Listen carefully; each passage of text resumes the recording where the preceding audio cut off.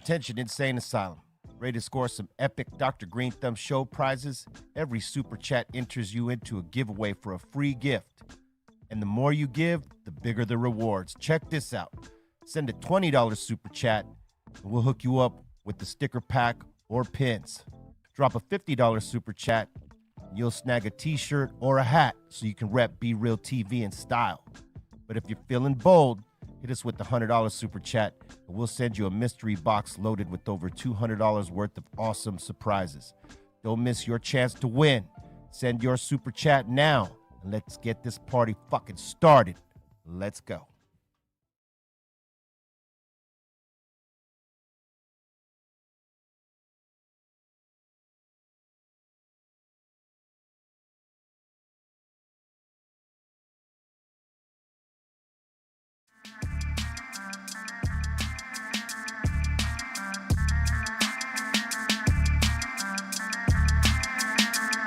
About to go on a tear like a hamstring. What you gonna do about it? No, not a damn thing. Hit you with the solid blow, man, it's never glancing. Drop another slap, but then I take your pictures dancing. Got him on the floor, watching drop it get nasty. Home run hitter, ain't nothing getting past me. You a fucking patsy, call it like I see it. You can ask around and everybody's in agreement. You bitch ass. Young bucks telling me I'm old school. Put a G on it, homie, this is fucking gold school. Before the Pro Tools, Logic and the others. No, you couldn't touch us, there was no one else above us. Motherfuckers. Getting bags in every city like a damn king. What you gonna do about it? Nothing, not a damn thing. Can I light a fat one? It would be historical. You don't have to answer that, the question was rhetorical. Shut up.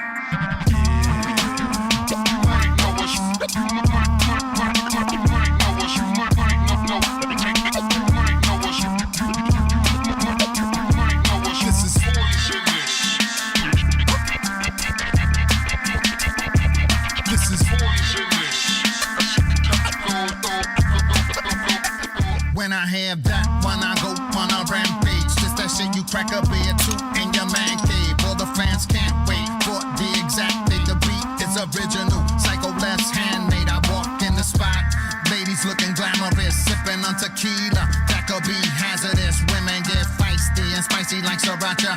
If that's flying out, tell your homegirl she's borracha. The liquor starts kicking in, the DJ killing it. Two-stepping with a drink, everywhere spilling shit. Setting off smoke alarms, weed from the local farms. Put your hands on me and leave with two broken arms. Take it from the mob boss, get your fingers chopped off. Betrayal is a bitch, you see what happened to Bob Ross. Try to administer with a forgery signature. Put a hole in your head and keep it sinister, the finisher.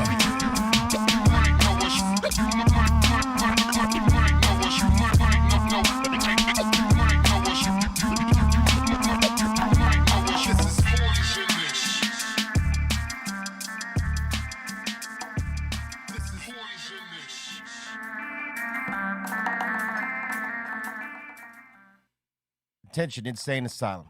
Ready to score some epic Dr. Greenthumb show prizes? Every super chat enters you into a giveaway for a free gift. And the more you give, the bigger the rewards. Check this out. Send a $20 super chat, and we'll hook you up with the sticker pack or pins. Drop a $50 super chat, and you'll snag a t-shirt or a hat so you can rep BREALTV in style. But if you're feeling bold, hit us with the $100 super chat, and we'll send you a mystery box loaded with over $200 worth of awesome surprises. Don't miss your chance to win.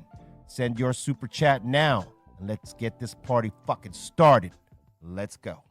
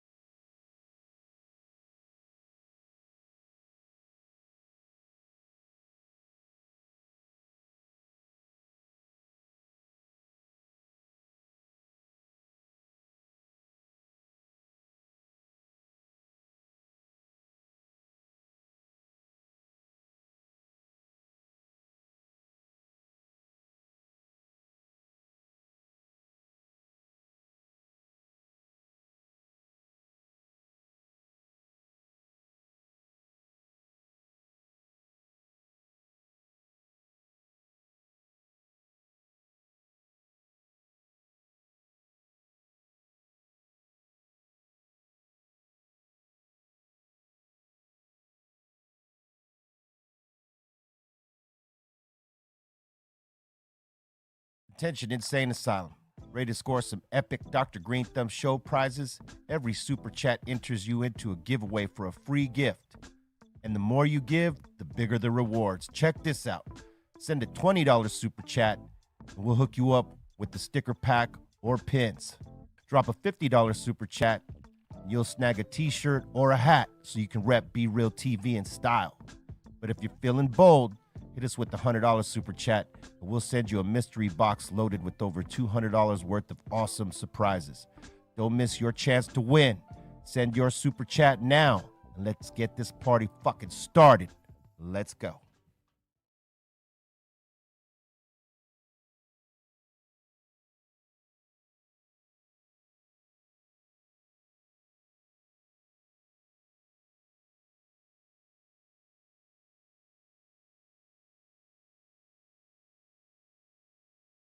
Thanks to an extra layer of tobacco leaf.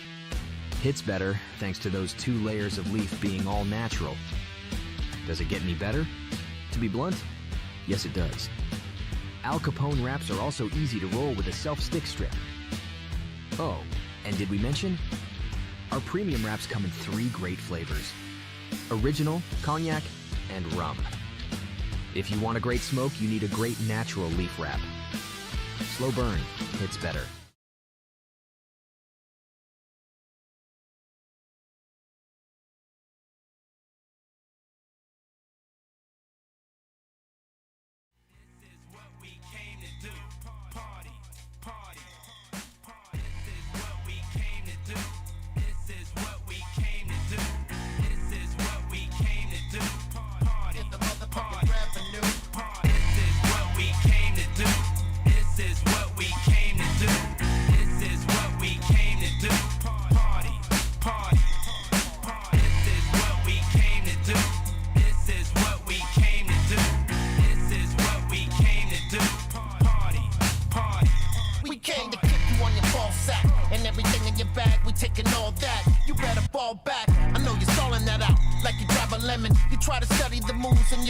Bending. We're here to give you a clinic and charge you by the minute. And everything you put in it will come back and fin it.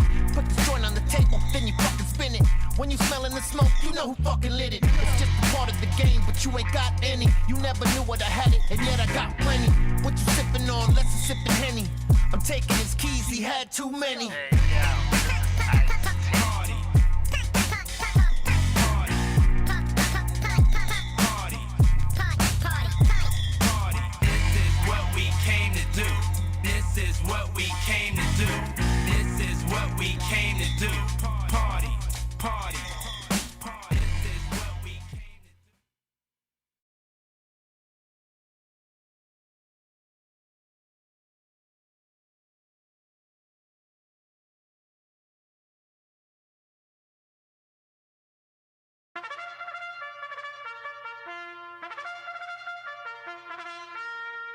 Disclaimer. This video, like all videos featured on this channel, is definitely intended for mature audiences. This video is likely to contain profane language. Content is inappropriate for minors. Video is not for kids.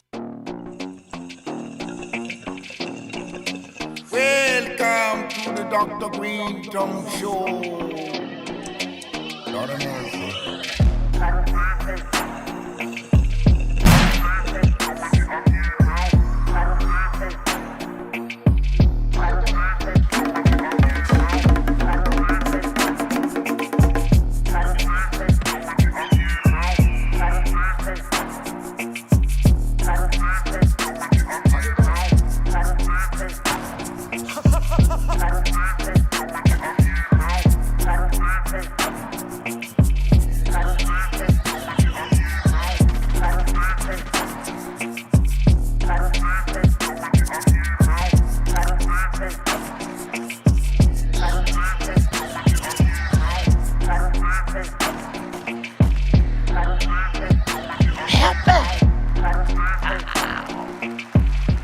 No, God, please.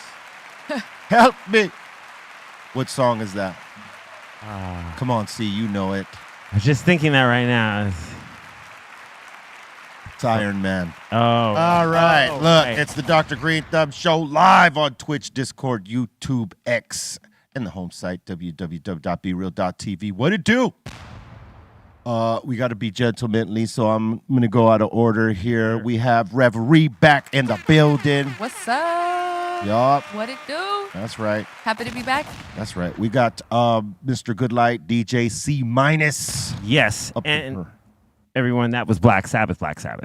Oh, God, please. God. Yeah. Yeah. Yeah. Right. There it is. I was really trying to repeat that, but then I played that part in my head. You played it in your head because that's what it was. See, Yeah. you guys got it. Yep. You guys know me. All right, look, we got the Treehouse crew, some of them. We got Bolton Blombo and the Dominator. Yo, Ray's here too. And Ra Ra. Hello, Ra Ra. That's right, Ra Ra's up there. We were thinking Psycho Les because it's happy birthday to Psycho Les. Yeah. He's not here in the seat over there. Invisible Man's there kicking it, though. Thanks, B. He's partying somewhere. We got Mr. Milligrams, the Hijo, E-Zone. What's up, everybody? Good to be here again. I kind of like it being a little bit earlier. Right? Yeah. It makes time for a nap in the middle of the day before I have my show later. It makes more sense. It gives you more time. It does, bro. But I hated rushing through the morning. Like I was like, fuck, man, I gotta get here. I gotta do that time. A little bit of reset. Yeah. I can't do a nap. Yeah. I really can't do a nap because like it pisses me off when I wake up. I don't feel like, yeah, sure, I might be refreshed and all that, but I don't feel refreshed. I feel like, damn, I went on screensaver mode in part of the day and I missed out whatever the fuck I had to do or put me behind because I can't schedule it like that. I'll be in a bad mood if I take a nap.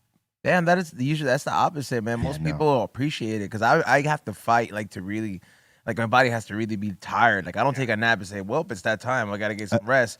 It usually catches me off guard. Like I'll sit down in a chair at work, I'm in my desk and I'm just like, oh man, let me just take a little quick break. And I just knock out for a good 30 minutes and I just wake up and can just get back to work. I'd rather get that 7 or 8 that you're supposed to get, and I'm good with that. Oh, ideally, yeah, right? Yeah. I need 8 or 9. Yeah, see, you could do that. Like for me, I could, the most I could do is 8. I'll wake up at 7. If I force myself, I could go to 8. But I think women need 9 in general. Yeah, yes. Yeah, yes. there's new studies coming out that say you need more sleep. We need 7 and 8. Women need 8 and 9. Dude, my girl was telling me that, so I was just like, whoops. I was like, you got 2 hours before I'm back from the gym.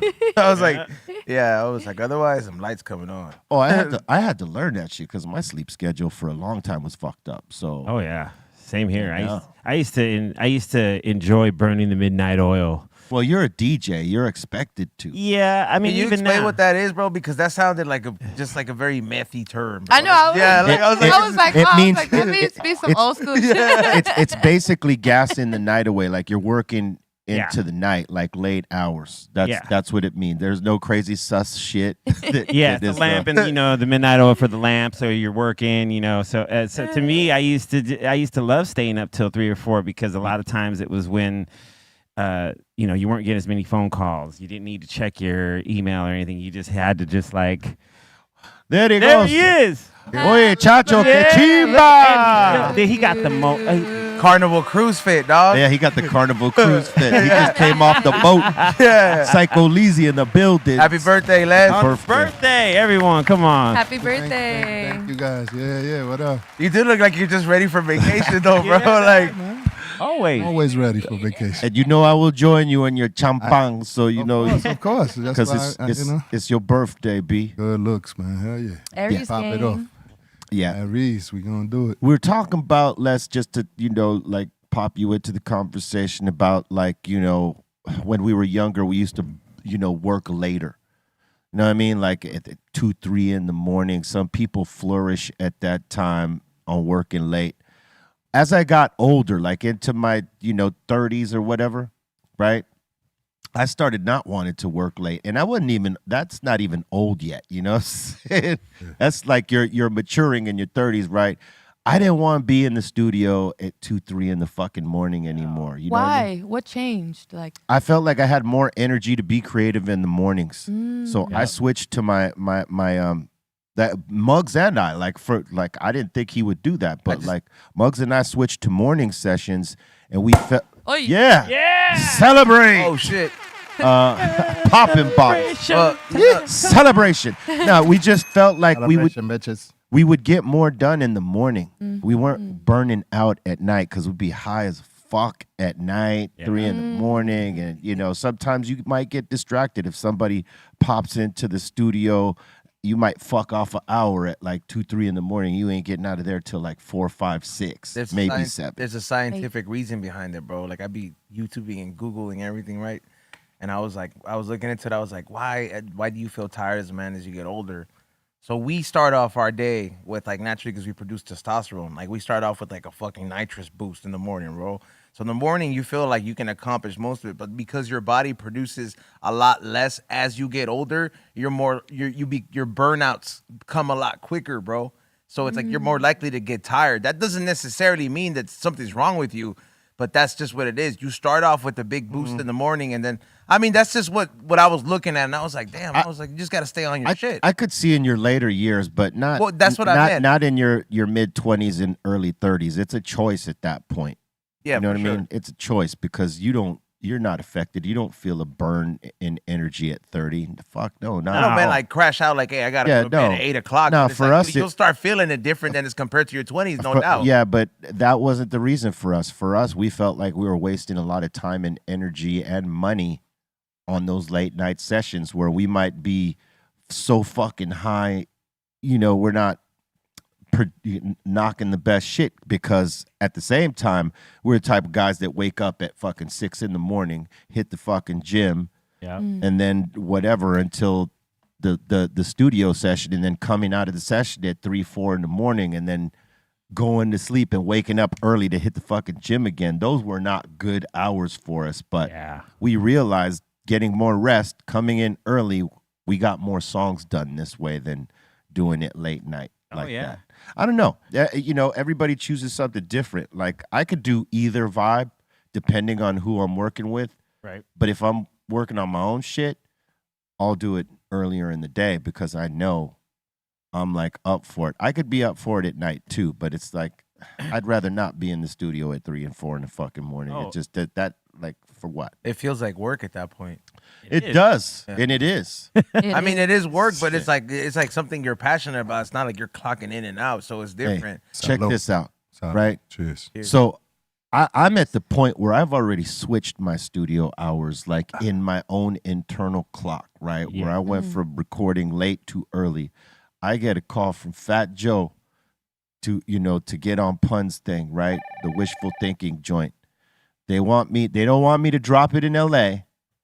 They want me to go to New York and drop it with Pun, Kool Rap, and Joe. And I was like, oh fuck yeah, I'll go down there. Yeah. Hell yeah. You know, like Kool Rap is one of our idols. You know what I mean? And I respected the fuck out of Joe and Pun, so it was like an easy decision, right? We go down there and I get to the studio. I can't remember who the fuck I was with. One of the homies came with me, but we got there like at 6. And I heard the track and I was like, all right, I'm going to jump on it first.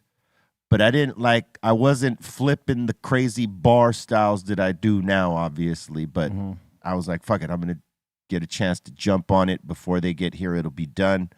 And I'll be out of here early. Because, again, I didn't want to spend all night in a fucking studio, right? Yeah. I love it, but I don't need the unnecessary time there, right? So I do my shit. And then I said, all right, let me tell them dudes to call me, let me know. And the engineer stops me. He goes, yo. Fat Joe said that he wants you to wait so that like you could be here when they drop their shit because you guys are going to do this thing where you guys are switching vocals on the chorus. And at that time, it wasn't easy just to like flip it around like because we're on tape at this point. So I'm like, no Pro Tools. So when I finished, Pro Tools, wow. No Pro Tools yet. This is all real. So I finished my shit and I say, okay, I'll wait for them.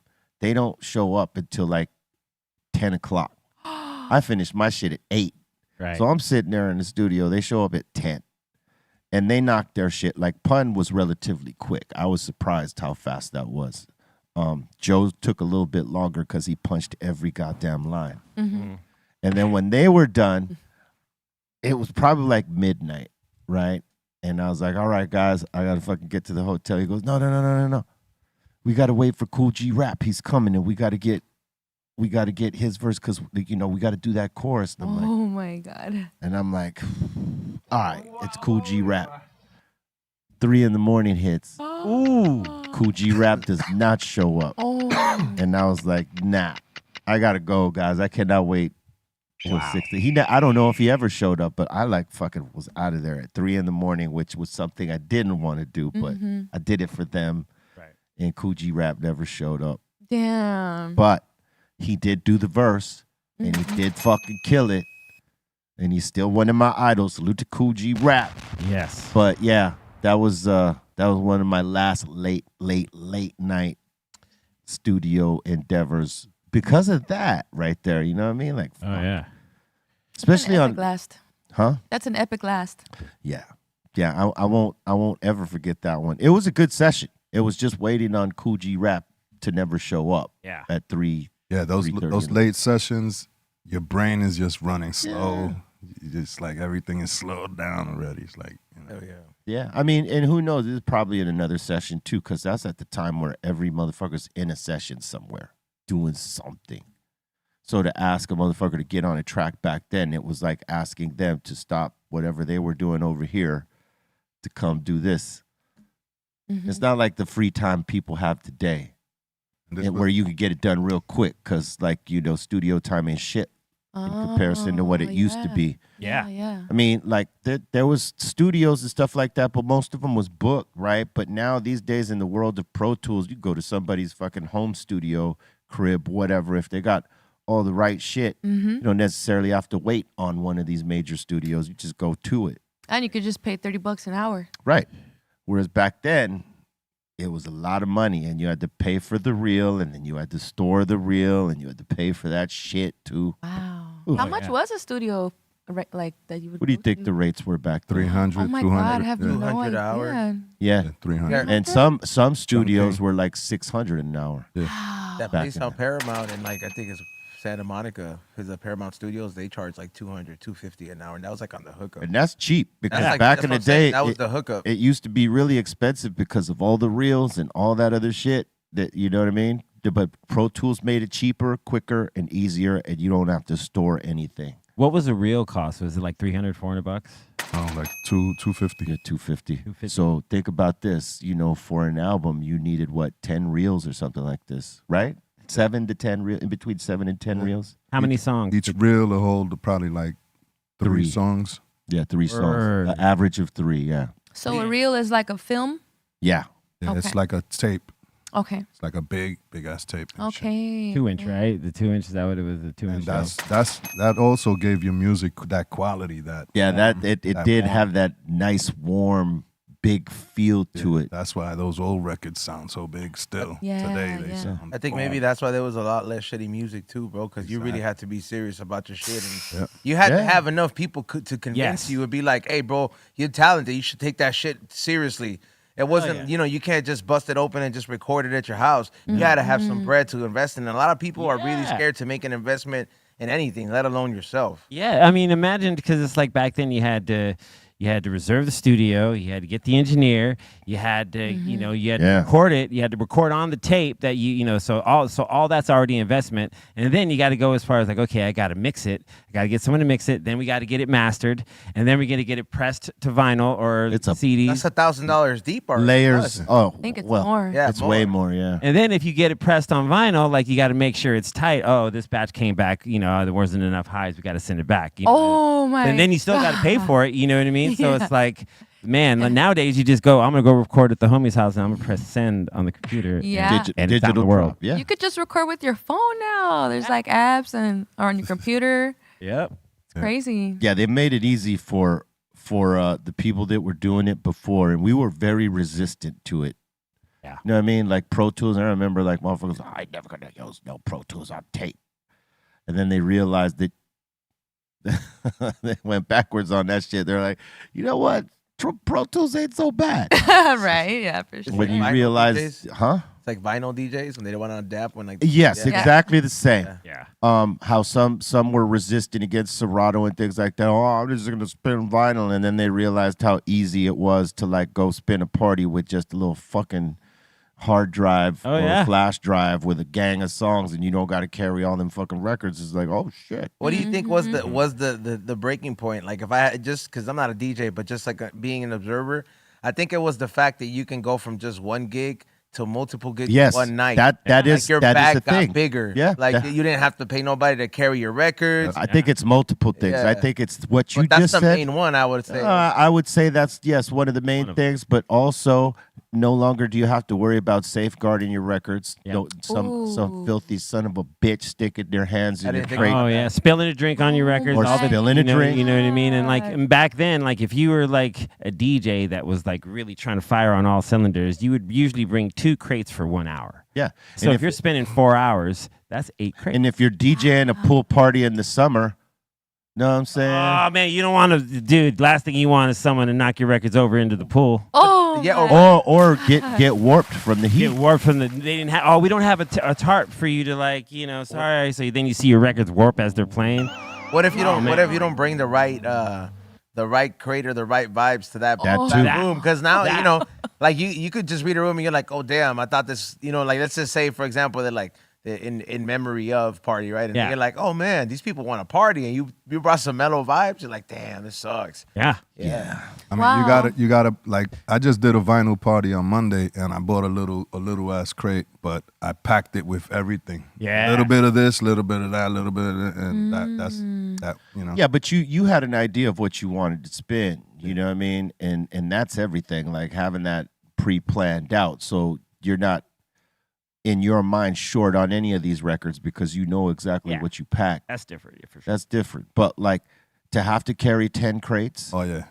because you're DJing for a couple hours That and shit you don't know what the DJs before you are going to be spinning, and some fuck face wipes half of your fucking library out, or like the crates you brought, like, well, that crate's gone over here. My bad, bro. It used to be a bigger thing when DJs would, we'd call that burning. So if someone comes on before you and they play like 4 songs that were already in your set, you got to adapt. Yeah, you have to. You know what I mean? And in the vinyl days, it was like, I would always bring like, okay, this is the proposed set, like between here and Yeah. here. And then I'm going to have some things just in case someone plays something that I was in this section that was the proposed set, I can switch out. And then if I'm not, and that was just, being a vinyl DJ really helped the selection of it. You know what I mean? Yeah. You know what stopped me from making a crate when I DJ somewhere is I did it in the very beginning. I would have a specific crate that I intended to play all the records, whatever. And some of these spots I DJ was Salam Rec. Right. And Salam Rec knew my fucking library, and he totally burned me, like play like 50 fucking songs Yeah. or whatever. Because he, if he was going on before, he was going to play all them songs and just play tidbits of them, like verse, chorus, verse, chorus, verse, chorus, and just burn them. Ah, yeah. And so I'd be like, well, fuck, dude. All right. I had to adapt. I just made sure, like, I'm good at listening to the DJ before me so that I do not play the same song twice, and I do a completely different set than whoever it is. But I learned from DJing with him a couple times not to have a set ready. Just, like, absorb whatever they're giving you and play whatever they're not playing. But keep the people on the floor if that's what it is. Yeah. And that, being able to adapt. So, like, I don't even make a crate. It's all just freestyle off the head. You know how I do it. Because I can't. I don't want to. I don't want to like have this set intention and then someone blow it and then I'm looking at them sideways the whole night like, you motherfucker. Oh yeah, dude, that's the worst. And then they look at you like, yeah, you can't cool be set, mad. huh? You know what I mean? Like, No, "Oh, you can't. Yeah, fucker." you can't be mad. You Can't be. No. There's no rules like, hey man, I'm gonna DJ these 20 songs, man. Don't touch 'em. Nobody tells each other that. Right. Yeah. You know what I'm saying? That's ridiculous. Yeah. You just have to adapt. You you might feel some way about it, but you got to adapt. Oh man, you have to. If you don't, man, then you're just you're not cut for this. you're not built for this. Yeah. That's all right. Yeah, and motherfuckers do get heated. Oh yeah. Oh my God. Yeah, man. I mean, there's nothing like I think one of the things when I started DJing at Motown on Monday is that like I used to my first 2 months there, I was like, I'm gonna get a set together, right? Of like, this is what I want to play. And then I'd get there and I'd hear the DJ before me play 6 songs that I was gonna play, and I'm like, oh Dang, that's shit. a lot. So that really helped my adapting, Yeah. you know, because you got to do it, you know, and it's even easier on digital now. But like back in the days when it was just records, oh man, if a DJ went through 6 of your joints, that's that many records, you know what I mean? And then you're gonna have to make that up for that set, you know. Just let's start looking and going through these orders in your head. I could do this. Okay, all right, you know. You know what's a trip is that I think a lot of EDM DJs, that's why they make their own shit. Yeah, like they don't want to be, because they're all playing the same shit before they start producing their own stuff. So like, you know, and there's only so many records in the beginning. Yeah. Right? So you sort of had to make your own shit so that you ain't like doubling up or even tripling up depending on the night and who you're DJing with, right? Which is crazy because that's the same shit the Beatles went through early on, right? When they were like in Hamburg playing the club joints, yeah, they were only playing cover songs because they had not written songs yet. So they were playing popular cover songs, and when bands would come open up for them, they'd hear some of those songs, and when they'd come back on another night to maybe open up for them, they would cover a song that the Beatles were covering, and then they'd be like, well, they fucking took that song. What are we going to do tonight? You know what I mean? Yeah. Like till when they started inviting other bands to come over, and then they, you know, like they did their thing, but when they came back, they started doing what the Beatles were doing, playing like popular covers and shit. Oh yeah. You know, they had to readjust their set list because now the band they invited played one of the songs they were going to cover. Yeah. And that eventually it started happening so much that it prompted them to now write their own song that nobody else had at that point. That's cool. That's how they start actually performing original songs and writing their own songs. You know, it was crazy about those days. I think that club was the Cavern Club, right? If I'm not mistaken. So they used to do 8-hour shifts a day. Like, you know, they would play. Crazy. That's a lot of music. So they were, you know, constantly learning new songs to 8 hours? 8 hours a That's day. a job. They're playing at a club and they're on stage just a jamming. club for 8 hours. Yeah. That's crazy. I can't even imagine that. And wow. so they constantly were, the vocal cords. Yeah, and quick learners too. They had, hey, remember that song we heard? Yeah, we should learn that real quick. And then they were just going, pressed for time. All right, cool. Next one. Let's learn this one. Oh, okay, cool. Like, their minds were working fast. Where's that place at? That's in Hamburg, you said? Hamburg. I love Hamburg. Yeah. I do shows there. It's a very live city in Germany. Oh man, home of the hamburger. Hamburger. Hamburger. This is in Liverpool. Liverpool, there you go. Liverpool. Oh, okay. Yeah, but they started in Hamburg in terms of their playing. Wow. Like that was something else. That was right before they got signed. Cavern Club was right before they got signed. Yeah. But yeah, they did play a lot everywhere they went. Well, that's where they honed their skills in Germany. You know what I mean? Like they became good club players there. That's the sad shit about when they blew up, is that they didn't get to do tours because like the sound systems weren't ready for them yet. Isn't that crazy? Imagine going and doing a show. I mean, y'all could relate to this. Yeah. You could relate. Like we sort of all can relate to this, right? If you went to do a show and it had a little itty bitty ass sound system and the crowd is louder than the sound system, like how could you do a show if all you hear is screaming? You can't even hear your music. Yeah. What do you mean? Like back then they couldn't make music on that? Yeah, so like the Today's a history lesson. when they were doing live concerts, I'm enjoying it. When they were doing live concerts, then the Beatles did one in like a stadium. Shea Stadium in Chicago, right? No, in New York. In New York, sorry. Where the Mets play, right? Yep. And there was a lot of people there, like a fuckload. Like what was it, 30,000 people or some shit? I think it was they filled the complete center. And they put the Beatles in the middle of the field. So yeah. So are you guys saying that up until that point in time, that was like one of the first groups that ever brought together that many people at the same time? Yeah, the speakers couldn't keep up. They were blowing it up so hard that technology the Beatles were crazy. Yeah, technology wasn't keeping up yet. So like they tried to do this show, and they could barely hear each other play. Yeah. Wow. And this was like a thing that was happening to them because Shea Stadium was not the only show where they drew a lot of people like that, and all they heard were screaming, girls screaming over the music, and they got tired of that shit, so they stopped touring altogether and just made albums. Wow. And eventually, yes, sound caught up. Okay. They started making sound systems that can amplify this shit properly. But in that time, nah, I mean, because they were early on. I mean, I don't think anybody expected for people to be playing in front of crowds like that large and have to amplify sound across a big ass field like that. What years? What years was it?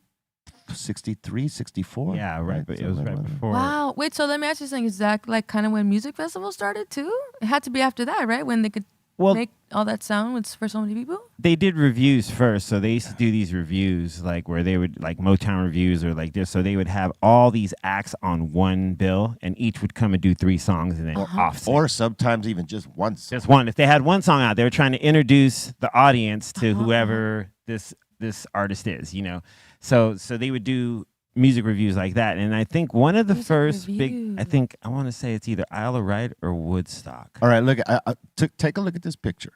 Look at that. Right, now look, in a stadium today, you would see a bunch of side fills over on the right.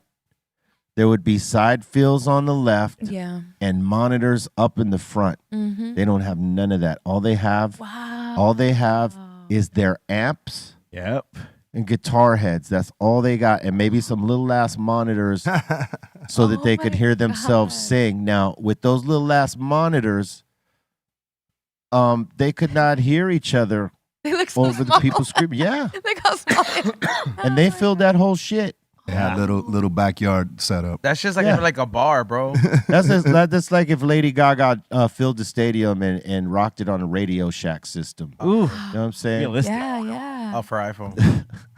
Damn. Remember that was the brand, Realistic. Yeah. That's so cool. Yeah, the Beatles did it before many, and in the late 60s, it caught up.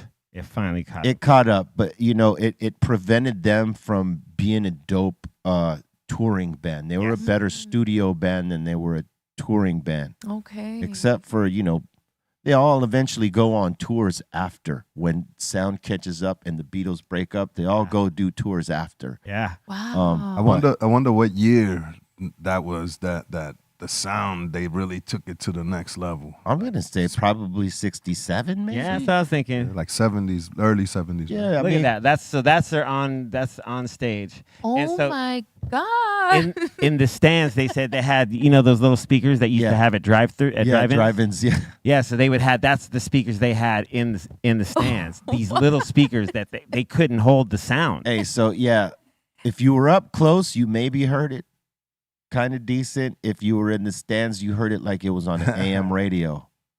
And they loved it. And they fucking loved it. The Beatles probably did. The fans still loved it. Yeah, and the Beatles couldn't hear each other and they probably hated it. Yeah. Like, oh my God, this shit is annoying. The nosebleeds sucked, I bet. Oh, I mean, man. Because really, when you play in a small condensed club or a hall or something like that, you could definitely hear your shit, amplified or not, right? Mm-hmm. Like big sound system or not. You'll definitely hear each other on stage because the music is right there. Yeah. Outside like that, if you can't hear yourself, you get lost in the sauce, man. Oh, yeah. I'm sure when you guys played Woodstock, you had it loud.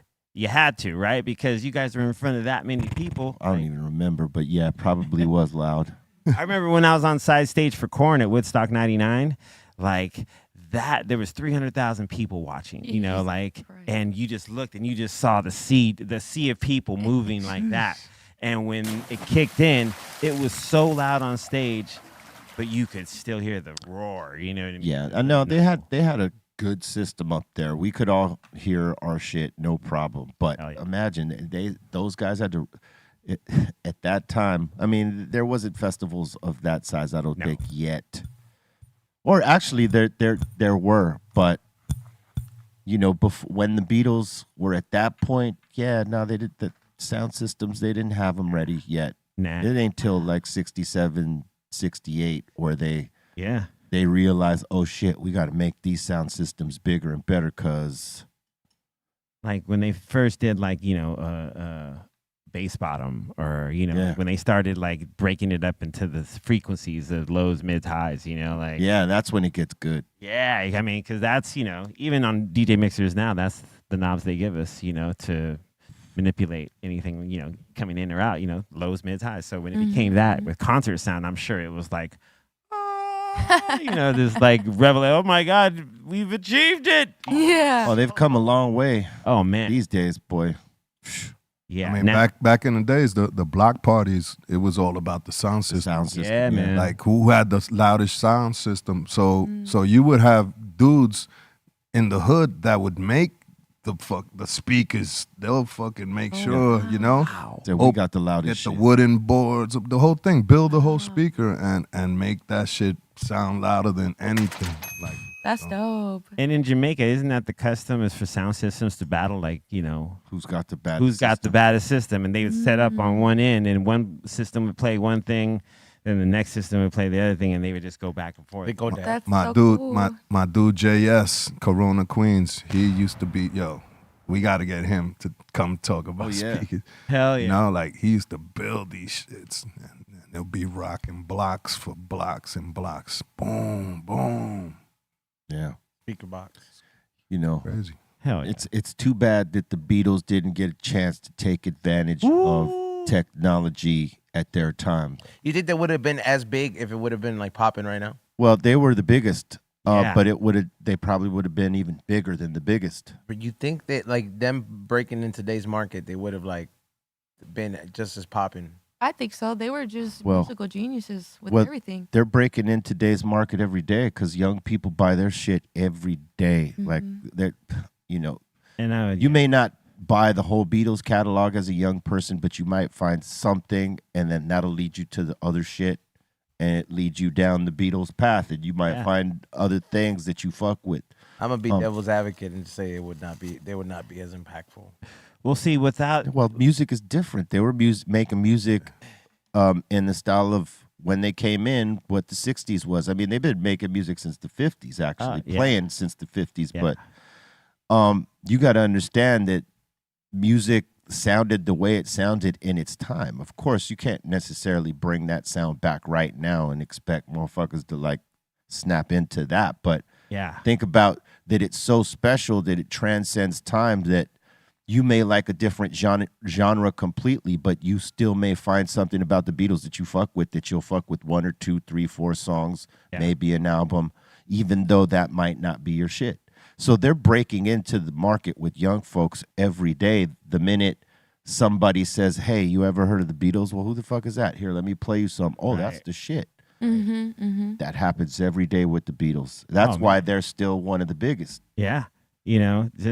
I mean, they're the pioneers of the rock shit, really. Yeah, I mean, they came up with the current, pop rock song structure. Yeah. They came up with, doing pop songs in different time signatures. They came up with like so much experimental rock shit, Experimental- psychedelic. Yeah, man, they brought it all to the forefront. They brought it and they made incredible songs because all four of them were fucking Voltron. You know who Ozzy's biggest inspiration was?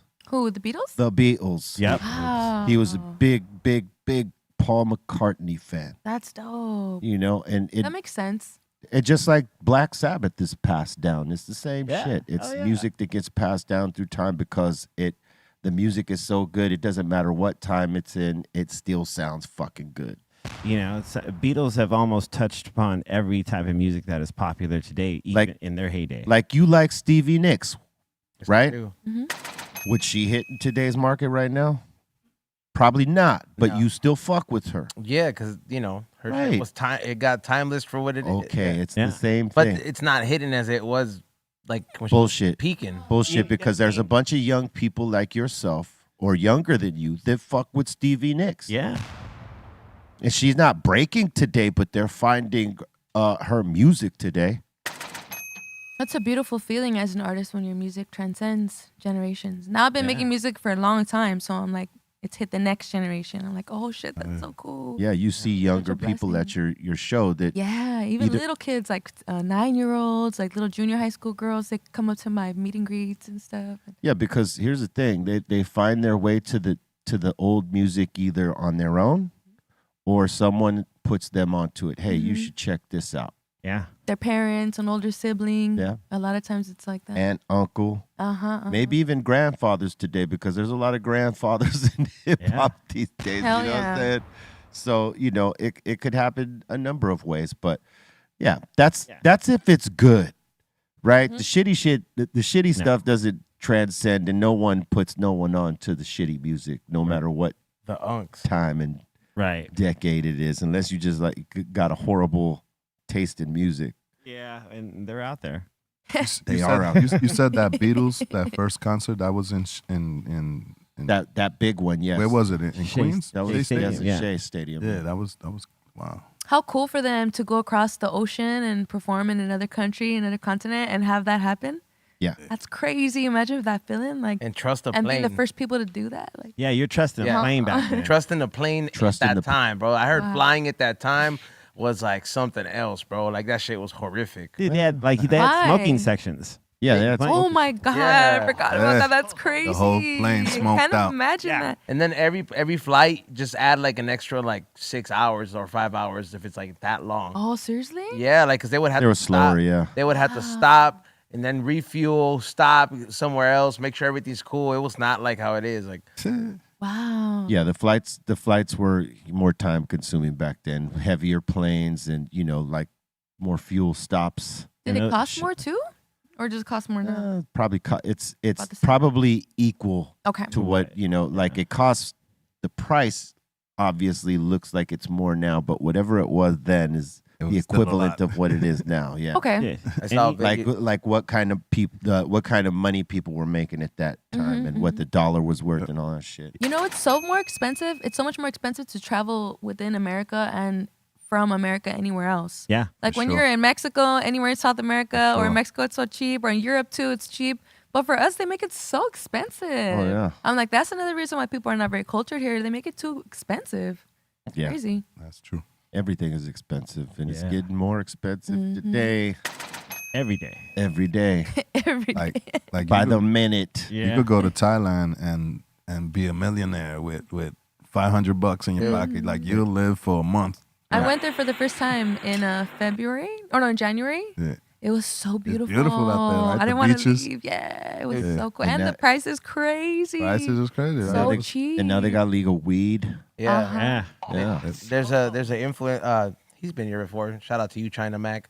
He moved to Vietnam. Like, Oh, wow. cause he was like, bro, he's like 10 bands, like pay for like Yeah. 4 or 5 months of rent. Yeah. And like a fly ass crib. He's got a fish tank. It's like fly as shit health. He got sick out there because he's a vlogger and shit. So I'm peeping game and all this shit. I'm just like, damn, bro, that's how I feel about Japan, bro.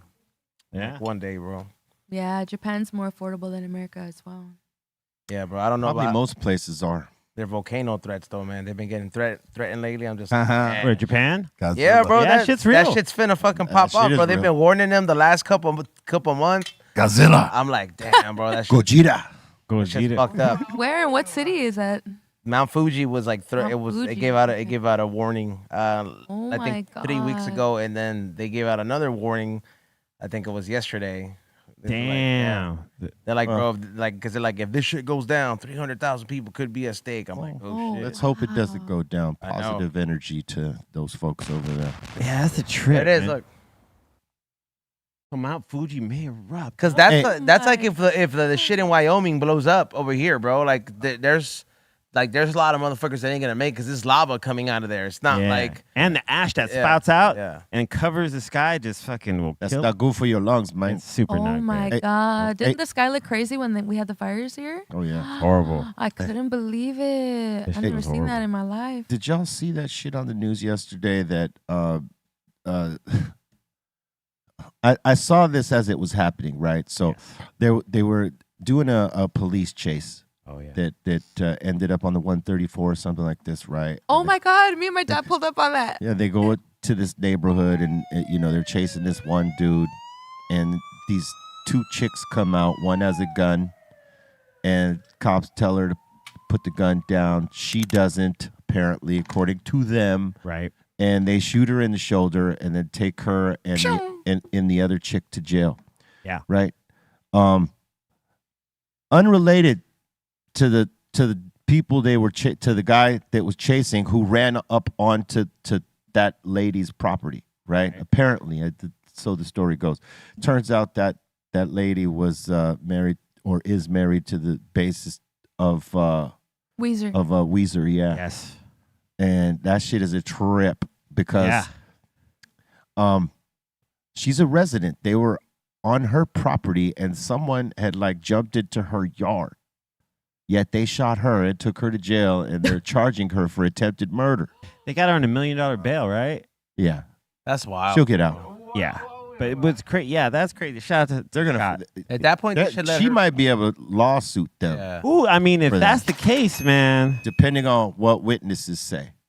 That's crazy. But that shit is crazy because at first they didn't know who it was. They just said, this lady's come out because the helicopter was catching all of it. Mm-hmm. Yeah. This was like happening, right there in real time. And two women come out and they pop one. They didn't necessarily show that, but it's, it was a trip to see that because they didn't know whose residence that was. They were just chasing this dude. From a high-speed chase or whatever, and ended up on her property. And then when they come out, they see a gun, and they're claiming that she, they told her to drop it, she wouldn't, and she supposedly allegedly pointed it at them, and that's when they shot her in her shoulder and then subdued her. Wow. So totally unrelated to the hit and run there. Totally unrelated. Only in that the dude ran up onto her property somewhere. That's maybe why she had the gun. That's what I was thinking, right? You know what I mean? And I would imagine that that's what her lawyer is going to be saying when they do a lawsuit against the LAPD. Did they get the dude who they're chasing? Yeah, they got him. I think they cited him and let him go. No way. I don't know. I don't know. Okay. It just sounds like something they would do. Yeah. That's crazy. Shoot the homeowner and fucking let the fucking dickhead they were chasing go. Oh, yeah, in California for sure. Yeah, they sent her to the hospital to make sure she was okay from the gunshot wound. And then they sent her ass off to be booked. Damn. I just seen a crazy movie yesterday. What is it? Wicked Minds. Wicked Minds? It sounds familiar. Check for that. It's Who's in it? I have no idea. It was just, regular. Just random off the top? Random motherfuckers. Right. Not nobody big. But the storyline was crazy. All right. Yeah. Wicked Minds. Wicked Minds. Yeah. Wicked Man. Angie Everhart. Angie Everhart. She used to have a show right here on BREALTV. Salute to Angie Everhart. Yeah, it is. Got to get her over here. Bring it. You got to get her over here. Lady Red. Yeah. You know what I'm saying? It's crazy. Oh, shit. We're the same age? I did not know this. I thought I was older. Oh, no. She's a year older than me. Fuck me. I thought I was older. Salute to Angie. We got to get her up in here. She's fucking hilarious. I remember those Yeah. back in the day. Yeah. With, what was it? What was the comedian's name? Oh, dude. Greg? It was Greg something. He's hella... Yeah, he's hilarious, too. I Hilarious. can't believe I can't remember his last name. Sorry, bro. I'm stoner. All right. It's National Siblings Day. So reach out to your siblings. Say hello. But I just talked to my brother this morning. Yeah. Unless you're battling with your siblings, you know what I'm saying? Because I understand how that goes. Don't we all? Yeah. Love and hate all in one. Yeah. No, Love one minute, hate the next, love again. Yeah. Family functions. I love it. National Farm Animals Day, too. That. Yeah. That was a cosign right there. I like that. That was good. Treat your farm animals right, B. Man. Come on. What other animal? That was the Bart goat. He's supposedly coming with food today. He's in the chat. I guilt tripped him. Oh, you do? Well, if he's in the chat, then what's he do? Where's he? What's he doing? He did text me. He said he's on the way. He's bringing tri-tip and wings. Oh boy. From what I understand. All right. Oh boy. Oh shit. Excellent. All right. It's also National Erase Self-Negativity Day. A lot of people need this, y'all. Yeah, man. Ooh, let's go. A lot of people need that erase. Wait, so today's your actual birthday? Yep. So you share that day with the world. That's right. National, what is it? Erase Self-Negativity Day. That's cool. There it is. That's right. April You, 10th, remember that. you could do this by meditation. Yeah. You could do this by manifestation. Listen up, You Rock. could do that with conversation and Conversate with yourself. and slight persuasion. Slight persuasion. Exercise, creating art, sunshine, Yep. Yes. affirmation. All those things. Affirmations. Mhm. That was the one Asian I missed right there. No, Yeah. Nobody said alcohol, Rock Sampson. Just I hope you heard that. Oh my God. Down, Beavis.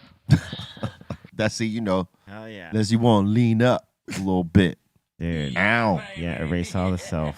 But people need that. Yeah, you know, because how many times have you seen like a homie, you know, or someone you know just wake up in a fucked up mood and then it's like it affects everybody. Oh, yeah. You gotta put your phone on D&D, bro. Oh man. Yeah. Take that shit off the moment you get into the car, bro. That Yeah. shit changes everything. Or I have got, you I woke got a lot of friends like that. I'm like, yo. Well, you know, look, here's the thing. If you go to sleep angry and pissed off, you're going to wake up angry and pissed off. You got to start telling yourself something different before you go to sleep, like a meditation as you're going to sleep. Tomorrow will be better. I'm going to be in a good mood tomorrow. Those type of things, like instead of like, oh, man, tomorrow's going to be another fucked up day, man. Yeah. That's where it starts. So you got to tell yourself, and we tell you this time and time again, you know what I mean? So if you're having fucking rough days, try going to sleep with a meditation and an affirmation telling yourself tomorrow is going to be better. I'm going to be better. And tell yourself that shit till you fall asleep. You know what movie will help you like realize how? I mean, it was from a comedic point of view too. That you've ever seen it? It's Robin Williams, The Angriest Man in New York. No, I haven't seen that one. I haven't seen that in a Dog, minute. it's I know I was like Robin Williams is in this, and it's like he plays like such a character that's not because usually it was like a jolly. Oh, here it is, The Angriest Man in Brooklyn. Sorry. Oh yeah, and the powerful midgets in it. The fucking the king of film Oh, midget. yeah. Peter but- Dinklage. Yeah. But yeah, he it's a pretty crazy movie. Like he finds out he has like an aneurysm. He must be like the most paid midget, right? Yeah, for sure. A little person. He's the most sought out in terms of, you know, getting that acting on. But if you got, you know. So all the little ladies is throwing that ass crazy. Probably even regular ladies. Yeah. I believe so. All the ladies. More. Probably All more. the ladies. I had a midget on my show and I asked him, I was like, you be boning like regular sized chicks? It's a little person. Yeah. He was Women have Fool with- fantasies too. was Just like men. Yeah, that's true. Sure. They want a little man. they just want a little piece. Hey, They want to carry remember him. remember little mini me dude, right? Troy. Troyer. Vern Troyer. I used to hang with homie every now and then. He'd come to the bow and he'd be fucking wasted. Man, you used to hang out with him? Yes. Yeah. Man, And, I'm jealous, dude. He was a cool little dude, but like when he was drunk, he was something else. But he would always have like a fucking Playboy playmate with him somewhere. Oh yeah. And that was real shit. Like, Oh, yeah. no exaggeration. And everybody be looking at her like, oh, she's different. You saw the picture of him with hair? Because, I mean, he's a little itty bitty dude. Was rest in peace. But, yeah. He liked to get Some women probably, like dudes got fetishes. I mean, look, he's stunting out. I like your style. Oh, him. He Pimpin'. was super small. Yeah. He was mini-me, right? Yeah. Yeah. Yeah, dude, imagine how many people asked him He to do it. didn't party like mini me. Look at that drink is as big as he is. Oh man, dude, I remember seeing him at a lot of parties. And shout out to DJ Lethal, he introduced me to him. And He's probably, oh, yeah. and he would just come in cool. And- By the end of the and night, leave fucked up. woo! Yeah. No, I hung out with him a couple times, and he was a cool dude. And then he started drinking, and he'd be like, You partied with like some a good amount of midgets, see? Yeah. Like the little. People. The Kid Rock fool. Oh yeah, little Joe C. Yeah, then Vern Troy, man, that's pretty. Yeah, little Joey C was dope.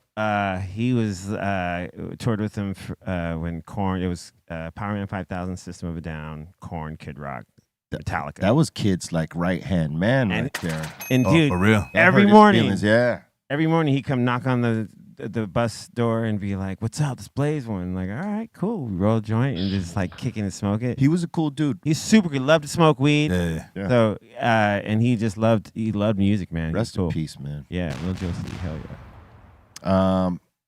Guys, erase the self-negativity. Yes. Yeah. And did you know it is the birthday of one legendary Bunny Wailer of the Wailers, born on this day in 1947. Oh, Bunny, he's the man. Bunny, the first Bunny, before the bad Bunny.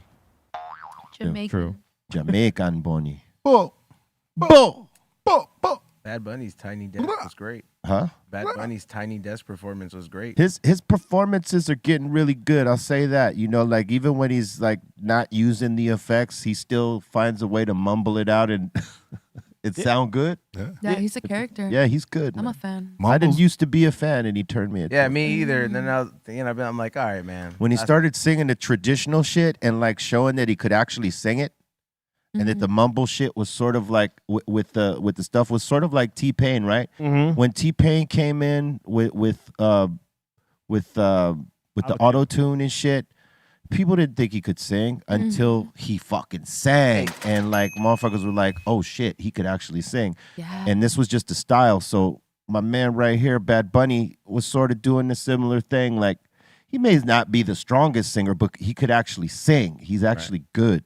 He's got a drummer, bro, that was rolling in that performance. That drummer gets down. His whole band is dope. Like, yeah, the band was, but the drummer had his own little solo, and I was just like, damn, I gotta send this to Bobo. He did Sure, some he'd shit appreciate on it. some Hector Lavoe shit, and he fucking killed it. You know what I'm saying? That's the Latino Sean Paul. That's the yeah. Okay. Dude, he was it last year or the year before? He did like close to 250 some odd shows in a year. Yeah, he was working. The Bunny was working, hopping he's around out there, like, and they were like, arenas and stadiums. And he did WWE too a couple times. Yeah, oh yeah. What? Yeah, What Yeah, did he got do? a belt. He wrestled. Yeah, he got a You belt for a wrestled? while. Yeah. Yeah, he got No, he didn't. Yeah, he had a belt. I have to for see me. it. Can you guys put it on the screen? And he kisses dudes in the mouth. Oh shit! No, I didn't. I don't know about all that. But pause. Shit happens. I was gonna show. Here he is.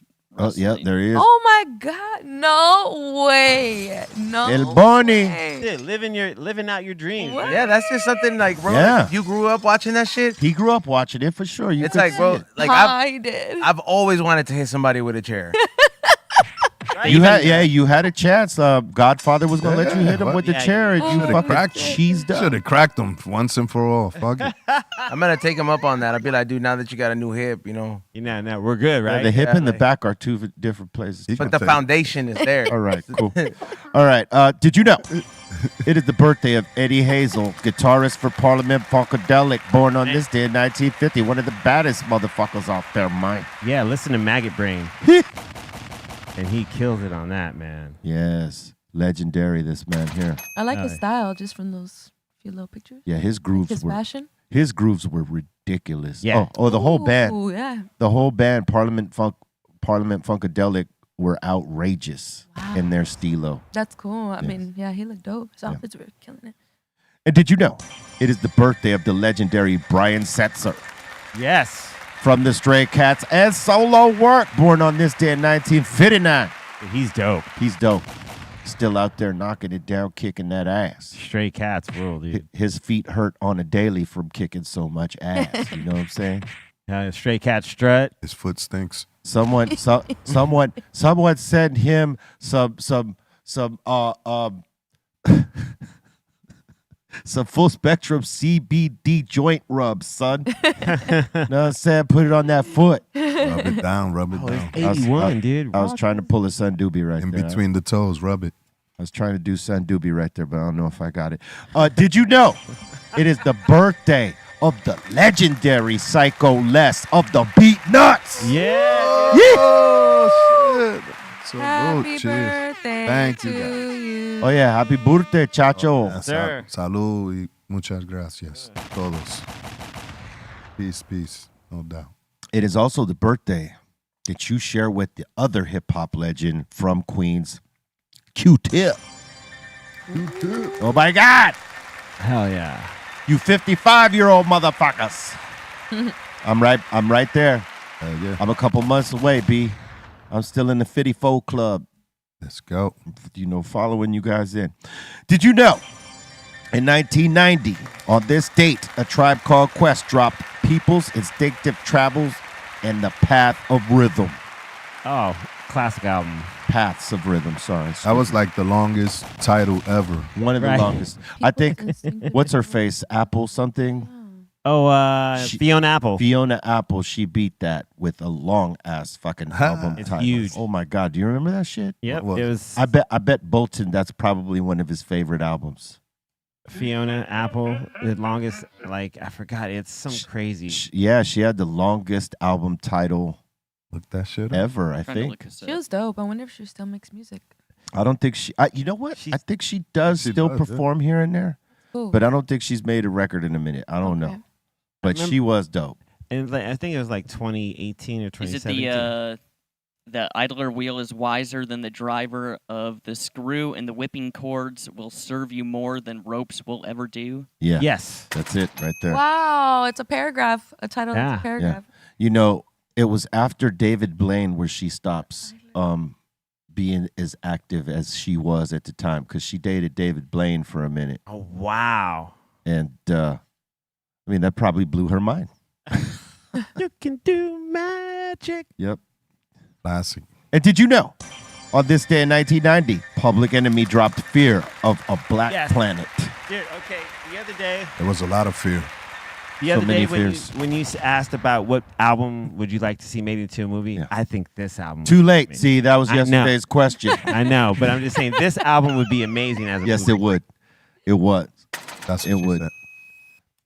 And did you know, in 2007, on this date, Brother Ali dropped The Undisputed Truth. Yes, classic album. My brother. It's undisputed. Shout out to Brother Ali. Yes. Yeah, he's cool. I went on tour with him and the Living Legends Yeah, he's cool. about a year ago. It was awesome. Yeah, he's really cool. He's really funny. He's a funny guy. Yeah. Yeah, he's dope. I wouldn't have guessed that from his music, but he's really funny. Lyrical too. Hell. Oh yeah, he's amazing. Yeah, he got he's a bars. rapper. Yeah. Salute all day. I was going to say Psycho Les also shares the birthday with Steven Seagal. Oh, shit. Steven Seagal. Shit. Hit you with the clothesline. Yep. Ooh. Hey, his early movies, the way he was tossing motherfuckers around, that was everything. Look at him. Look how calm he is. I'm just kicking it. With two fingers, he's flipping. This is ridiculous right here, though. But he could break your arm. Look at him. That dude. Oh my god. You know, that's the thing. He looks like a joke here, and it is. But he will break your fucking arm. Ooh, I bet. That man, look how look at his hairline when he's young right here. Look at him. It's already gone, but somehow he got that shit mopped up in his older self. He's just fighting a bunch of kids. Like, what? He was a teacher or something? Yeah, he was. Dream job. All right. That's what them say. Want to be a teacher and be that's so good. My man Merkley's got some new shit out right now. Hell yeah. Survivor's Guilt. Oof. I did that joint with him, feature style. Make sure you check that out. It drops tomorrow. All right, Survival's Guilt. And we got Cypress Hill with the LSO. Coyote Slang. BREALTV knocking pins down. And the Real Psycho album. And if you haven't checked out that new video, Lyrical Hammers, right here on BREALTV. Psycho Les, Steph Tone, The Strong, and myself. Make sure you check it out. One of the best songs out right now. Yeah, that's right. Make sure you check it. And with that, if you hit us with $20 super chat, we're going to hit you up with the sticker pack or pins. $50 super chat, we're going to hit you with the T-shirt or hat and a bunch of cool shit. And $100 super chat, get you a mystery box.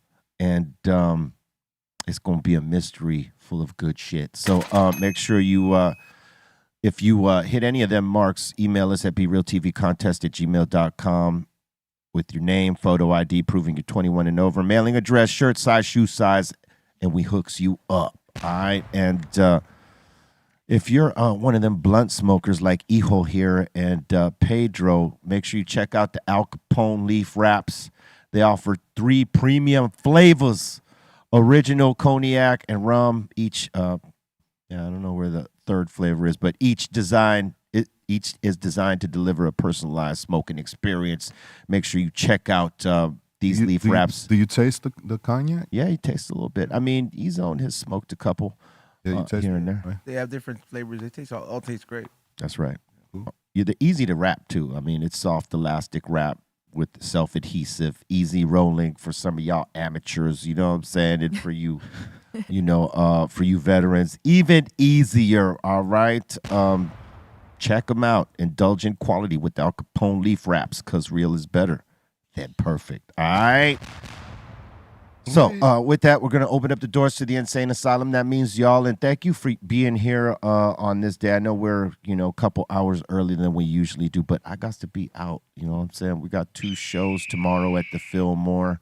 We're going to pop it off. The crew has gone already, so I stood back to do this with y'all. So thank you for being here at noon, because it's pretty early for some of y'all motherfuckers. Let me know if y'all like this time, because we'll switch in a heartbeat. How do you say be real in Spanish? Be real. Be real. Be real. Be real. Be real. Be real. I never thought of that. Be real. I don't know. Yeah. Be real. That was the joke. Neta. There you go. Just without the B. Be neta. Beneta. Bayonet. All right, look. Let's open up the doors to the insane asylum. Salute to everybody that's launched a super chat so far. We appreciate you. While we open up the doors, I'm gonna hit this little blizzy right here. You go with the. Oh, I'll let you know when I'm ready for the next. No, he means if you want one of those, bro. That's what I meant. Oh, did you get one? Yeah, I'm right here with y'all. That shit was good. You want another one? All right. Nah, I'm good. Open them up, son. I'm bartending today. Good. I'll take some. Why you didn't ask a long time ago? Insane asylum. All right, George is saying my condolences to E-Zone for the LAFC they lost. Oh, fuck off. Hey, you stop that, Ray. Hey, man, I was fucking mad yesterday, bro. I was getting the TV. There was so many chances there. Yeah. But they got to fucking cater to bitch-ass Messi. Gave him that fucking penalty, that bro. That was horrible. That was the only reason, bro. They gave that to him, bro. Straight up, bro. They straight up gave that to him. But you know what, though? We could be playing like the Galaxy, so we're not. We're not. Yeah, we could be in 15th place, but we're not. We're not, so. Hey, a loss is a loss. But, here's the thing. Those of us that love LAFC. Hello, every season. We don't really give a fuck about cut you off, but those who love LAFC, we don't give 2 shits about CONCACAF. So, I mean, look, man, I gave a fuck about a CONCACAF. I don't because it was more of like, hey, man, if we fucking beat Messi, because because they have a good squad, bro. It's a fucking Barcelona. They're so good. They're in 15th place. No, I'm talking about in Miami. I'm like I'm talking like. Oh yeah, that's right. Sorry, Ray. Yeah. So I'm saying like it says a lot if we're able to people strive to kind of go at it with the goal per se. They're in second place right now, right? Yeah. Oh yeah. Well. But who Inter Miami? Yeah. Yeah. They're in second place of the whole league. Oh, okay. Look at that. I fucking hate Columbus, number 1, but why? Just because they've always been able to punch our number. And then they've beat us before. Wow, man. LAFC is down there. Yeah, we're down there. Well, this is Eastern Conference. Yeah, they're different conferences. Oh, they're number 9. Okay, we're 9. But if you look further down,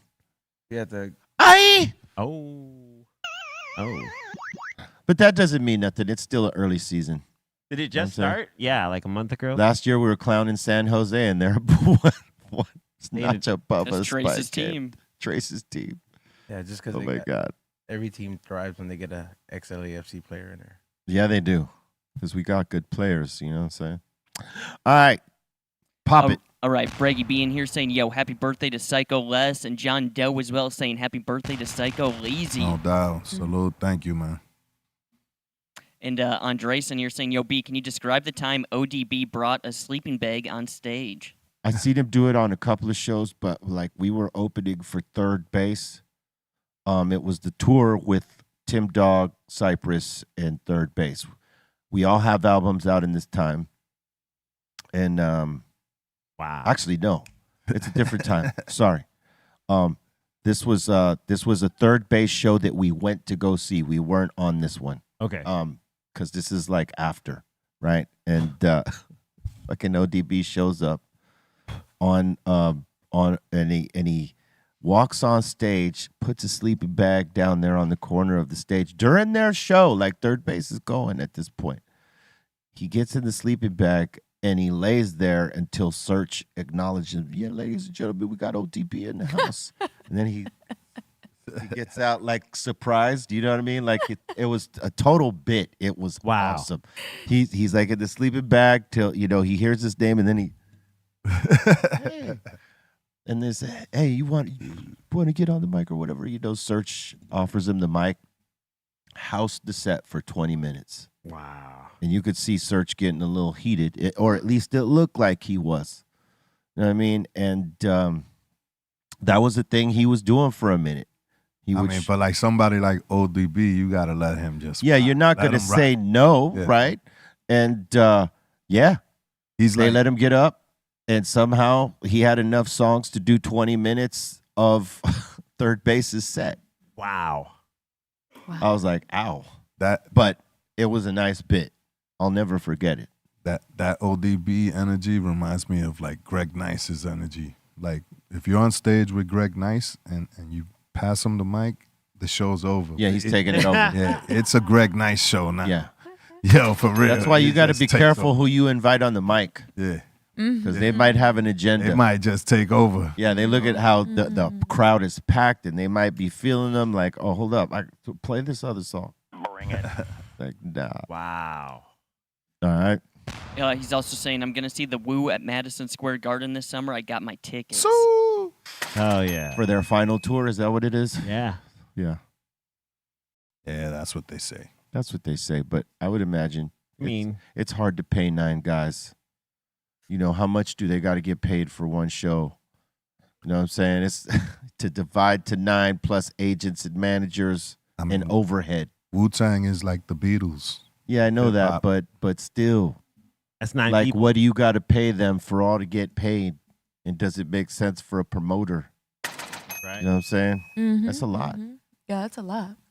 But all of them got different things going on for themselves. that's all I'm saying. Like, you know, yes, they say it's the last. It's never the last when they say it's the last. That'll say less, because I've seen other artists say, oh, this is our last shit, or we're retiring, and that never fucking happens. Yeah. But in case it is, you better go see them.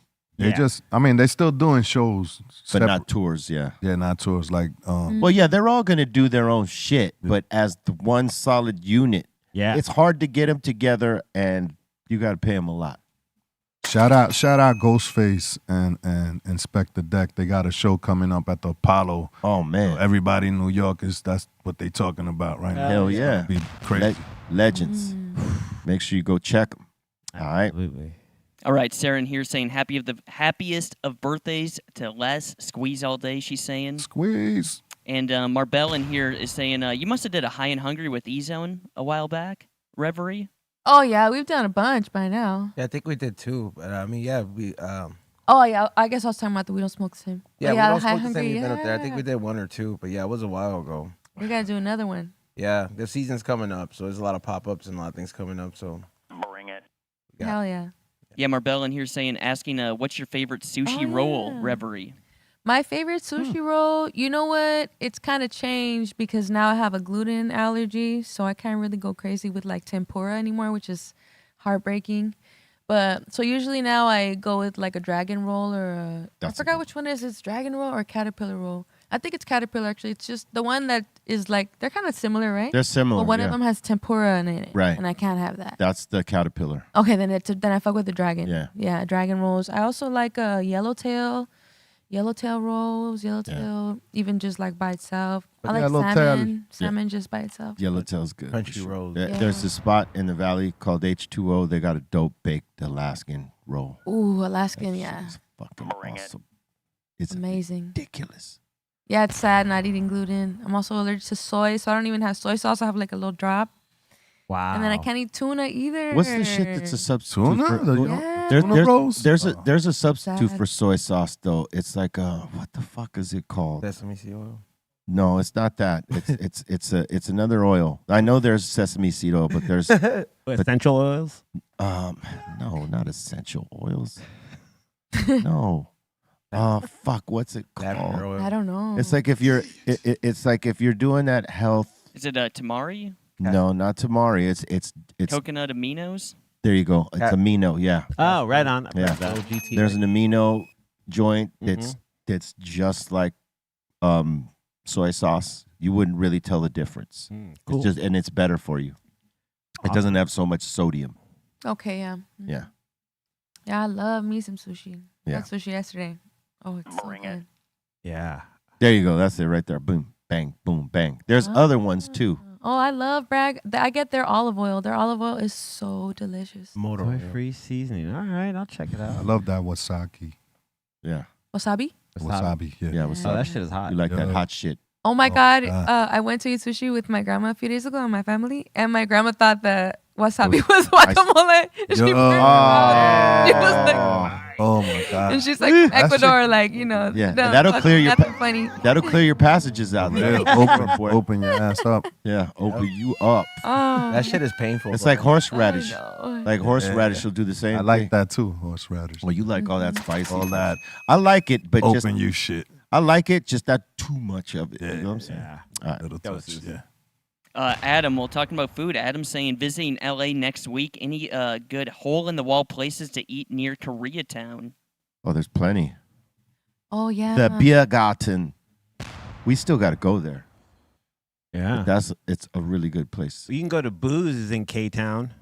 Booze. Booze is in K-Town. K-Town. Yeah, booze is fire. Dave's Hot Chicken is right there on Normandy and Wilshire. Yeah, it depends what you want to have. But there in that area, there's so many good things. There's a lot of good Thai food. It's all hole in the wall down there. Yeah. There's some good food. Yeah, just walk around. Yeah, fucking There. Hop around. yeah, flip a coin. Yeah. Start with one place and then just go, oh, Escala. Escala, Go to yeah, Escala. yes, Yeah, Escala, yeah. absolutely. Shout out to Chino. Oh, Um, Yeah, I would say start at Escala, and then there's other spots right next door and right in that Scala area. is fire, bro. Yeah. They have a great menu. Yeah, Yo. Scala's amazing. Trying Yeah, to tell I'm you. hungry there too. Empanadas is off the hook. Yep. Yeah. Chicken wings is off the hook. Yeah, Everything is. All The drinks is off the hook. They got Orozco. Colombian Korean chef. Yeah. Boom, Orozco bang. pollo they got It's is like fire. Yeah, that I'm not really. I don't really give a fuck about rice, but rice dishes. But that one right there, Yeah. is on point. And they do a really good breakfast chicken and waffle too. Word. Oh my. All right. Also, right in Koreatown, well, just next door, there's a good coffee place. It's called Café de Mama. And Yeah. they have some really nice drinks in there, like if you're into coffee. Cafecito. Yeah, all kinds of cool stuff. Weed and coffee goes together, y'all. Just know this. True that. All right.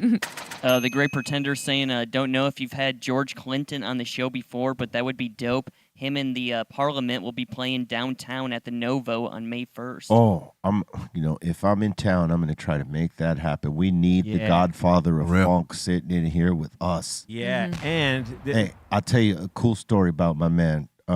We did the Smoke Grooves tour where they were closing it out, right? And at the end of the tour, on each tour, we always did like the prom photo type of thing, or the, you know what I mean, or not the prom photo, the fucking I was like, Special whoa. moments? that. the ones tour, that, like, And pose with your homegirl? yeah, like the high school photo where you're like with all your fucking people at the Okay. end, whatever. I can't remember The what team pose. the team of tour. thing, right? Prom was And- not the right word. Yes, wrong one. I didn't get that far in school, doc. Excuse me. We sent you to CSUN to get the education. You have it. All right, look. So So we do the end of the tour shit, right? And it's the photo of all of us, and everybody's going their own separate ways. Everybody's bus is going to a different location, right, to start a different tour or going home. And right before we left, because I didn't know if we were on his radar. We were touring together, and there wasn't a lot of interaction in the beginning. But he made sure to call us. Someone came to us, as we're like, clearing out our dressing room, getting ready to hit the road. He goes, "Hey, Uncle George wants you to go on the bus right now and say goodbye." Just like that. Mm-hmm. And so me, Bobo, and, or proper grammar's sake, Sendog, Bobo, and we go on the bus. And, he was the coolest motherfucker. Like, he knew us. He, even went out of his way to, tell us who put him on to us and all this other shit. And it was actually really cool to know that he knew who the fuck we were. It wasn't just like that he was touring and didn't know what was up with us, right? And then doing the song with Public Enemy so many years later, when the shit goes down, their version with George Clinton on it. When I saw him at the video, man, he was like, "Yeah, hey, remember Smoking Grooves, man? We had a good time." I was like, "Oh shit, he remembers that." It's just a trip because this is someone we idolized and grew up to, and he's fucking all right there, with the shits, keeps up on game. And I love to see that shit. Just the other day, I was telling you, he posted 3 different videos. The first one was him doing Eric B. and Rakim's Microphone Fiend. He did the whole verse. He rapped along the whole verse while he was just walking around, and he rapped the whole verse. And then he also did Follow the Leader as well, which is another song off that album, Follow the Leader.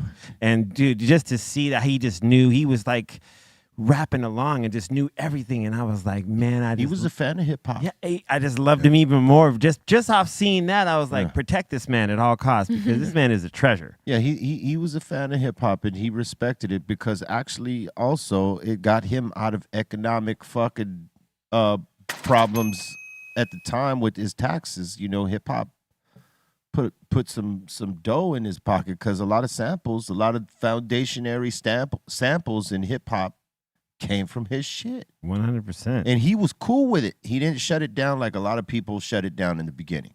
Yep. Oh, we know there's no way we're allowing that sample. We do not get down with whatever this hip hop thing is. You know what I'm saying? Right. I remember that too. Wow. Salty motherfuckers that y'all were back then. And they didn't see the vision. No, but he did. And that's why hip hop loves him, man. Salute to George Clinton. You know what I'm saying? Godfather of funk. We do need him up in here. All right. All right, Midget Mike, and you're saying happy birthday to Les, one of the best producers out there. Cheers. Cheers, bro. Yep, salute. RS70 saying, Ayo, Les, who would you want to make a track with? Like someone you haven't worked with yet. Probably Eminem, 50 Cent, nice. Snoop Dogg, Ice Cube. Just anybody, man. Anybody that's about this. Because that's what I'm about, and I'm going to hear it. I'm going to know when I hear it. Yeah. I hear that. Righteous Mac is saying, I have to agree with Be Real. I'm more creative in the mornings. Yeah. Everybody's different, but, I realize I could get more done in the morning. Brain is fresh. Yeah, brain is fresh. Dude, my favorite practice sessions used to be 7 to 10 in the morning, just DJing, just coming up with just different stuff because it was like fresh. I could just think so much quicker on a thing, and then just things I'd remember. And I'd be like, oh, okay, that was like a good warm-up session. Yeah, you know what I mean? You ever just pick up where you left off? Like the same thing you're thinking about when you go to sleep at night, you wake up right? Like, oh, yeah. Like as if you never went to sleep. Like, I've gone to sleep with songs in my head, and I'll wake up to pee, and then I'm just like, dude, what the fuck? It's still in my head. And then I'm just because your mind is working and you're absorbing that shit. Yeah, dude, but there's some times where I got to be like, listen here, mind, this RSO. Shut it down. Yeah, shut it down. Yeah. You got something to say. You got to shut the fuck up tonight, bro. I was like, I don't like this song that much. Tripping. Yeah, on what album was Greenthumb? That was 4? Right? 4. That album, that's when I really was keyed into opening up in the mornings. Like I remember writing that particular song probably like at 11 a.m. Hell yeah. Finished it by 11:45, 12, because it all just came to me. You know what I mean? Like the verses So, It was probably a little bit longer, like hour 15. And then by noon, I had already dropped it. Oh wow. Wait, and I left before Muggs got there.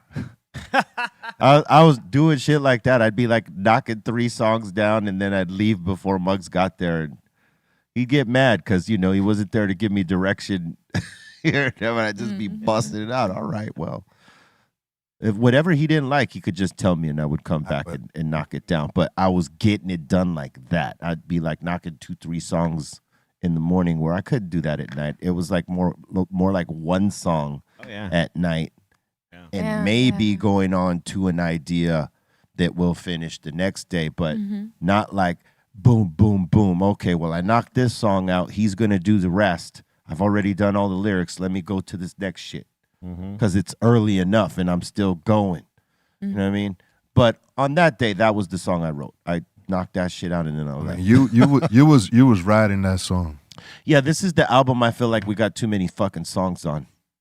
We put way too many. I mean, look, 18 songs, and none of that shit is interludes right there. All songs. These are all like songs, and I'm like, fuck, we could have just chopped that in half. Why? Why do you say that? Because you lose publishing after 10 songs. So basically, we gave them this album like at half the rate because we did fucking 18 songs. But you know what? The fans appreciate that shit. Yeah, the fans appreciate it for sure. You know what I mean? But you if we'd known better back then, we would have, cut that album in half and give them 12 songs and then followed up with the second half of it and knocked out the next 12 or whatever it was. Or I mean, that makes a lot of sense. Not getting your publishing for it, that's crazy. Yeah, that's why they say if you're going to do over 10, you do like 12 or 13. So it doesn't reduce your publishing so much. But when you're doing it like that, it's and the label won't tell you shit.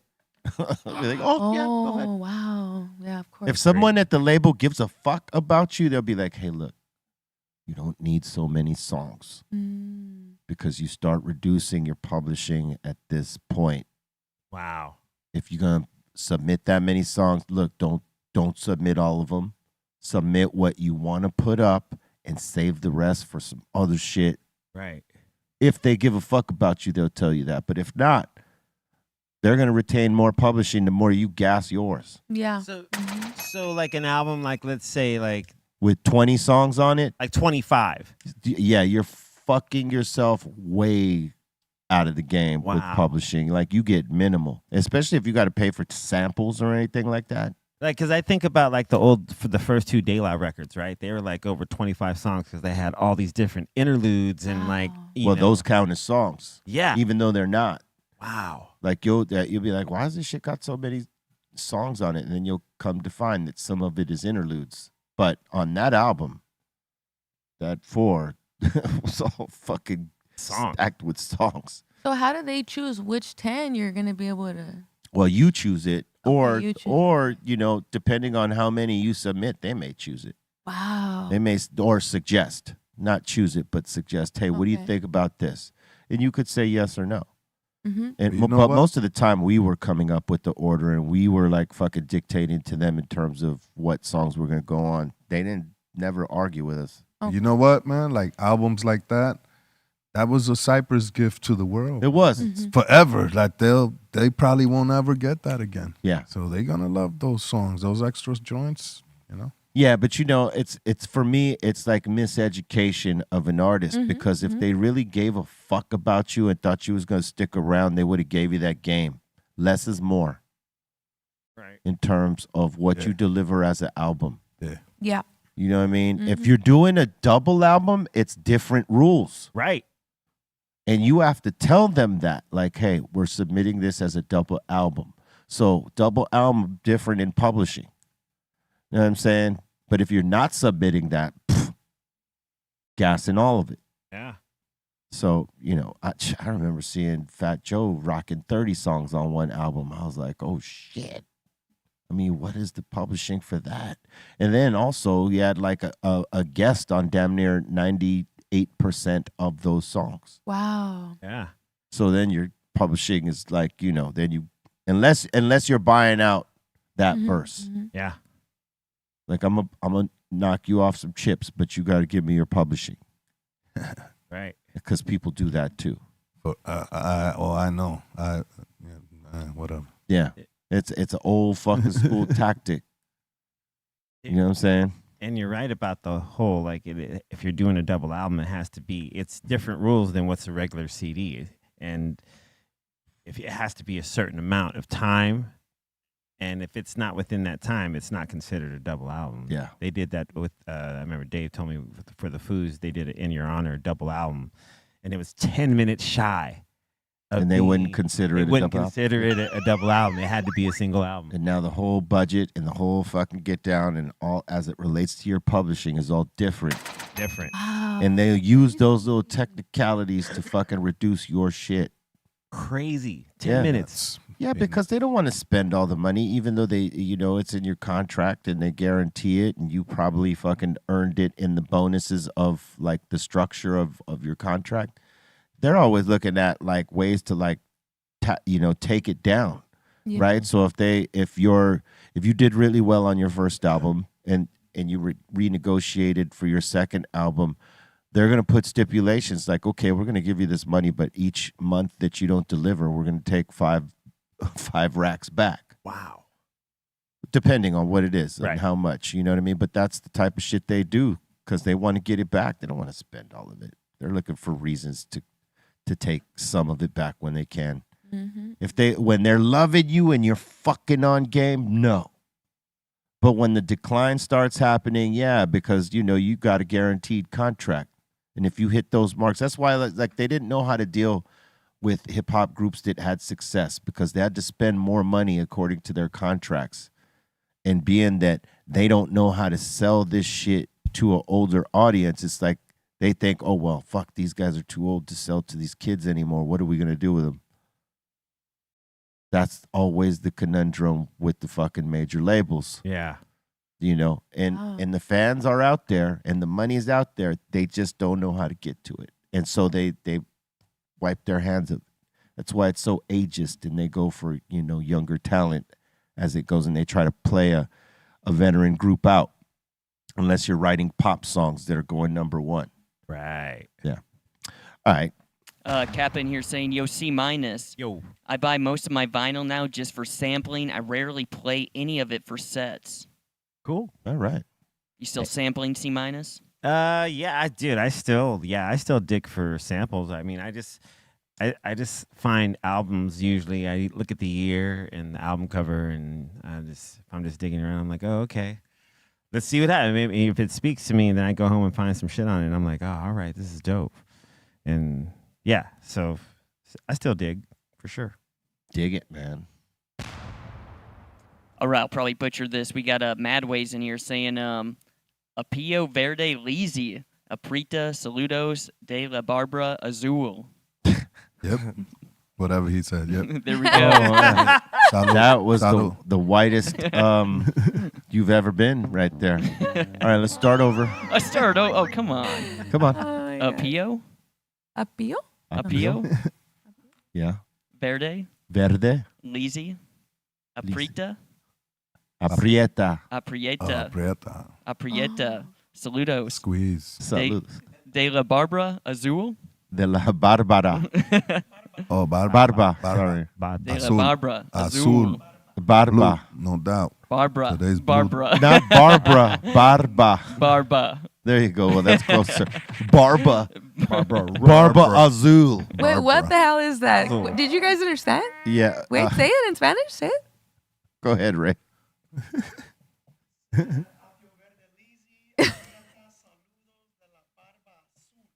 What is that? What does that mean? Yeah, the blue beard. Barba The Azul. whole Yeah, thing. like blue. Yeah, that's one What of he our said. dudes. Yeah. Matt Ways. Yeah. Got the blue beard. Okay. Yeah, he was just saying salute to Psycho Lizzy. No doubt. Salute. Toma. Matt Ways. All right, Loved Him Killers also saying happy birthday to Lizzy. Braggy B saying Prendello, salute, and squeeze. Prendello. That's the new beer coming out tomorrow. Prendello. Modelo's Prendello. Prendello Dark. Prendello Dark. It's prendelo. You know what I'm saying? Yeah, she's like, oh. Yeah, she's like, what the fuck is these words? Estoy confundido. Yeah. Try and say that, Bolton. Yeah. Say it again. No entiendo. Estoy confundido. Confundido. Oh, see? Yeah. Like, I don't understand. I'm confused. He almost said it. No, he didn't. He wasn't even close. Yeah. You know, there's hot and cold. He was freezing. All right. All right, Uncle Lino saying, can I get a happy birthday today? It's my 53rd birthday. Happy birthday, Mike. Happy birthday, Mike. Happy birthday. Happy season. He's nifty 3. Shout out to the tourists, too. Word. We got Loved Him Killers in here saying it's good to see Rev on the show again. It's dope. It was dope seeing her a couple weeks ago, too. She should be a regular. Hey, thank you so much. You know what? Everybody watching, I should be promoting my show. I have a show tomorrow. I booked it last minute. It's in Long Beach, and the information is in my bio. So if you live in LA or you live in Long Beach, I'm going to perform tomorrow. My set is at 9 p.m. If you want to come, get your tickets. Link is in my bio on my Instagram. Go check that. Yeah. All right, let's see here. Twakalak saying, many thank you guys for my prize box and blessings to you. He got the mystery box. Got the mystery box salute. Much love to you, man. Glad you like it. Hell yeah. Yeah, I was going to show everyone. Just go to Reverie's Instagram, click the link tree right here. Brings you right there. And it should be this one, right? The $5 Long Beach concert Oh, tickets. yeah, you know what? And there's still a few $5 tickets left. Just use the code REV. Yeah, you click the buy tickets, and then you could put a little code right there. It's REV, and it'll make the ticket there you guys $5. I don't know if there's any left because they already sold a lot, but you could try it. And if not, the tickets are just $20. Yeah, it's going to be dope. I'm excited. Go experience the get down. Yeah. Hell yeah. And that seems to be it so far, B. All right. I was going to say, too, we don't have too many submissions Yeah, for today. because we went early today. That's You can replay the video of the lady running into Santiago again. I want to see. Yeah, I want to see that. Okay, give me a couple seconds here. He said, "Yeah, I want to see that." All right. Gotta show you love. You want to talk to Reverie about that? Yes. Ezo? Set it up. Set it up, Ezo. Tell me, what's the tea? What's the tea? This lady just like ran into this place in Santiago where people are eating, but Wait, with the car? yeah, with the minivan, and she didn't look drunk, but like I don't know, she just I don't know. It looks like an accident, but there's like this black chick who just comes out of nowhere.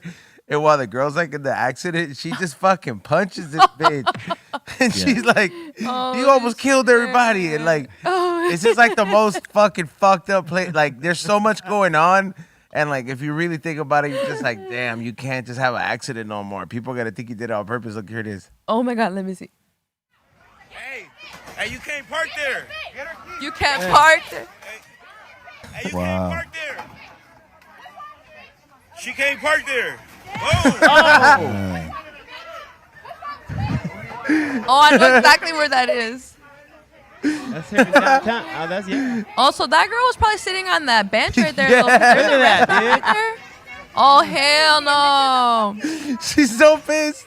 Oh, shit. I feel it, though. Damn, be like, bitch, you almost ran me over? I feel it, honestly. Yeah. Like, maybe she even hit that girl. Who knows?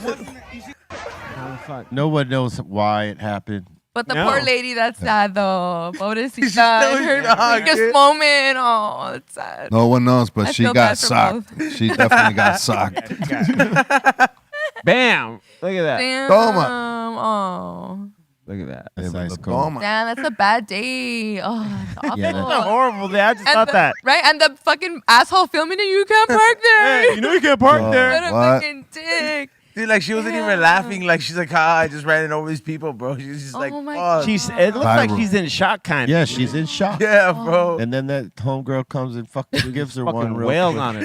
on her. Like, bitch. It was a sucker punch. It was. It was. Oh. It was. Yeah, for sure. Yeah. But it's like seeing a Like, car 'cause, crash just like, pull over to punch Because what if her 'Cause- foot? What if she hadn't put it in park yet? Right. Yeah. And her foot was on the gas when you punched her, and she I could have think- fucked up more people behind Someone that was shit. under. Yeah, I that'd think be horrible. if Shorty was outside, she would have never tried that. True that. Only because she was in the car's I don't trap. know, So some she folks- tried to sneak in. Some folks are bold, you know what I'm saying? Hey, she just walked up to her and like Yeah. said a few words to her, and then just boom. Gave her one real quick. Ugh. It's like, Toma. no, bitch. Toma. Yeah, that was the worst day in that poor young lady. Yeah, she had a bad one. Well, fortunately, no one got killed. Yeah. Right? She just That's got good. touched up a little Just bit. sucked. Oh my god, that's a crazy video. Just though. sucked. Just sucked. In the Santee Alley, it's so ghetto. I love it there though. They have cool outfits. It's pretty packed there on it, like On any given especially day. On any given day in the summertime, shit. More. Fuck that shit, dude. In the summertime, it's wild. Yeah, it's hot as fuck. It's a vibe. It's a lot. The fruit is all good though, man. They Oh, got it hell yeah. creative though. Shout out to all the fruit people. Hey, They're yeah. getting hella creative, bro. They're looking at these videos on TikTok. And now these people are stepping it up. TikTok. Now they got That's different where ways it's of fucking decorating these fruits and Oh, selling to Yeah, hey, the fruit cups with the all the dude. The other day I bought an exotic fruit cup, dog, with just like dragon fruit and like fruits that are like upper tier. And I was like, yo, you Well, know, it's okay. What's upper tier fruits here to you? like the pink pineapple, Okay. the fucking dragon fruit, Yeah. some of this Japanese fruits that you don't see at Ralph's. You know what I mean? All right. Like shit like that. All right. Yeah, like so I was like, oh, I mean, it costs like an extra $7-10, but it was worth it because it's a big one, and I was like, no chamoy, dude, but just give me the fruit. Yeah. I'm seeing in the same area they took the FBI raided an illegal gambling casino covered up as a quarter video game arcade. Oh, no This way. was That just, like, was a month ago or something like that. Xavier was in there. Oh, yeah. Yeah. And where Oh, was they that? rated it. Nice, Santee nice Alley. view. Look at they We know what you're looking at. Oh, Oh, no the way. fucking gotcha machine place. It wasn't even an arcade, bro. There's something fishy about it, bro. That shit can only work in like Asian countries, bro, where they have like a yakuza and it's organized. Like, bro, you can't do that shit out here. They know fools ain't putting that much money in the maquinitas. Oh, yeah, dude, illegal gambling casino. Jesus Christ. Illegal gamble. The Santee Alley it'd be going down right there. Yeah. They have they have a lot of bootleg shit there too. Oh, yeah. Like forever, they've always had so much, man. They're like blatant out on the corner, like not even. Oh, yeah. I remember back in the day, they used to be like, Fucked up. "Oh, we got some Louis in the back. Like, you guys want to buy a purse?" But now they're like on the corner. That's bootleg alley right there. Just because the storefront is closed don't mean that there ain't people working in that alley, bro. They Hey, man. work there 24/7. That- There's hell of activity going on in those alleys. That bootleg shit is a big business. Oh, yeah. Oh, they find all kinds of shit over there. That's- Motherfuckers is getting Sometimes money. the biggest brands, bro, like I think it was Bape, which is a brand I do not like, just personally. I think the dude, was making the counterfeits himself. Oops. Yeah, like no, he was doing it just because he's like, well, fuck, they're gonna rip me off anyway, so might as well Right. just do something to throw off my own brand. So all the fake Bape was coming from like Chinese dude. the same dude who was making the real Bape. Yeah. That's dope. I like that. Wait, why don't you like Bape? I'm so curious. I just don't. I'm like, it just seems like a lot of money for like just like some overhyped camo. Yeah. Yeah, With a gorilla on it. Yeah, with a gorilla on it. Like I'm just like, look, bro, this pattern's not even that cool. What, Bape? Yeah, Oh, like yeah. like I mean, I get it. Just because me liking fashion, like I can appreciate the aesthetic aspect of it and like how people compare it and I guess how certain pop culture has made it really big. But it's just not for me. And when I was in Tokyo, I went to like I think it's both Bape stores they had there. It was just not for me, bro. It's too plain, and I'm like, what you're charging is just it's not it. Yeah. Have you ever liked an era of their stuff, or you just never liked? When it was barely popping out, I thought it was cool when Soldier Boy was wearing it. Okay. You know what I mean? In the beginning, I didn't buy it. I just was like, oh, that's kind of cool. It's something new. But even then, I was like, okay, this whole They've had a couple cool things, but yeah, I would say it is like. Do you own any vape? Probably, I don't know. Several years back, I might have had Like one a piece, hoodie, like or something. maybe. Yeah. I don't. I got remember. Bape shit, but they hooked me up with it, so I'm not Yeah. gonna turn Of it course. down. Yeah. You ain't gonna turn that down, but No, they got some heat. But I Yeah, that's a whole different style. This shit is kind of tight. It is a squeezed. different. It is a different stilo. It's like art, right? Yeah. What was it like? Yeah. You might like this shit, Mm-hmm. they got and two. C might not. Is the material actually quality? It's Do you know? hey, that's the first thing I looked when I walked in there. I was like, let me feel this shirt real quick because I like filling this shit out. I was like, all right. Yeah, they don't got cheap shit. Yeah, no. but it ain't $200 on the retail for me to pay for that quality shirts, bro. Like when you start making your own clothes and you start seeing it, like how much can I stretch per wholesale on shirts? You're like, this is how much it costs to get this quality. Like you fools are out here like raping fools. You know what I mean? Like like just charging. Well, I mean, cause bro, like you see like brands like Supreme and it's got to be a pretty fucking special T-shirt to charge $130. But it ain't even that. There's no T-shirt out there. I know that. Yeah. I'm just saying that. Right. God damn. Yeah, there's even if you do some cut and sew shit, there's no reason you should be. It's no longer considered streetwear at that point, bro, because the streets can't afford it. You're mostly paying for the branding at that point, not for the material, because the material don't cost shit. It's the branding is what, I set the brand cost as. Like, this is like Gucci. You want to, you want to wear my brand. This is what it costs. Exactly. And it's status quo shit, because you and I know that T-shirt doesn't cost a lot to make. You gotta pay to play. Yeah. Yeah. Yeah, well, Santiago's does have some good bootlegs. Sure. They Yeah, do. you don't want to pay There's that a lot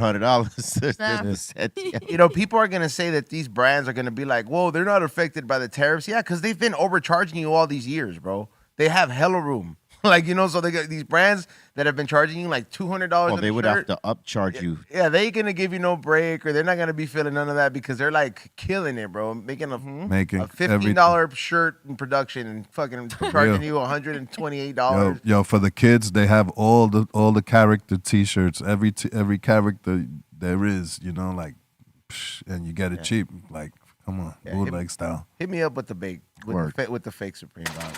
All right. I don't know how many submissions you got, but let's see them. No babe for you. No babes. Time for submissions. BREALTV. Dr. Greenthumb show. Time for submissions. Dr. Greenthumb show.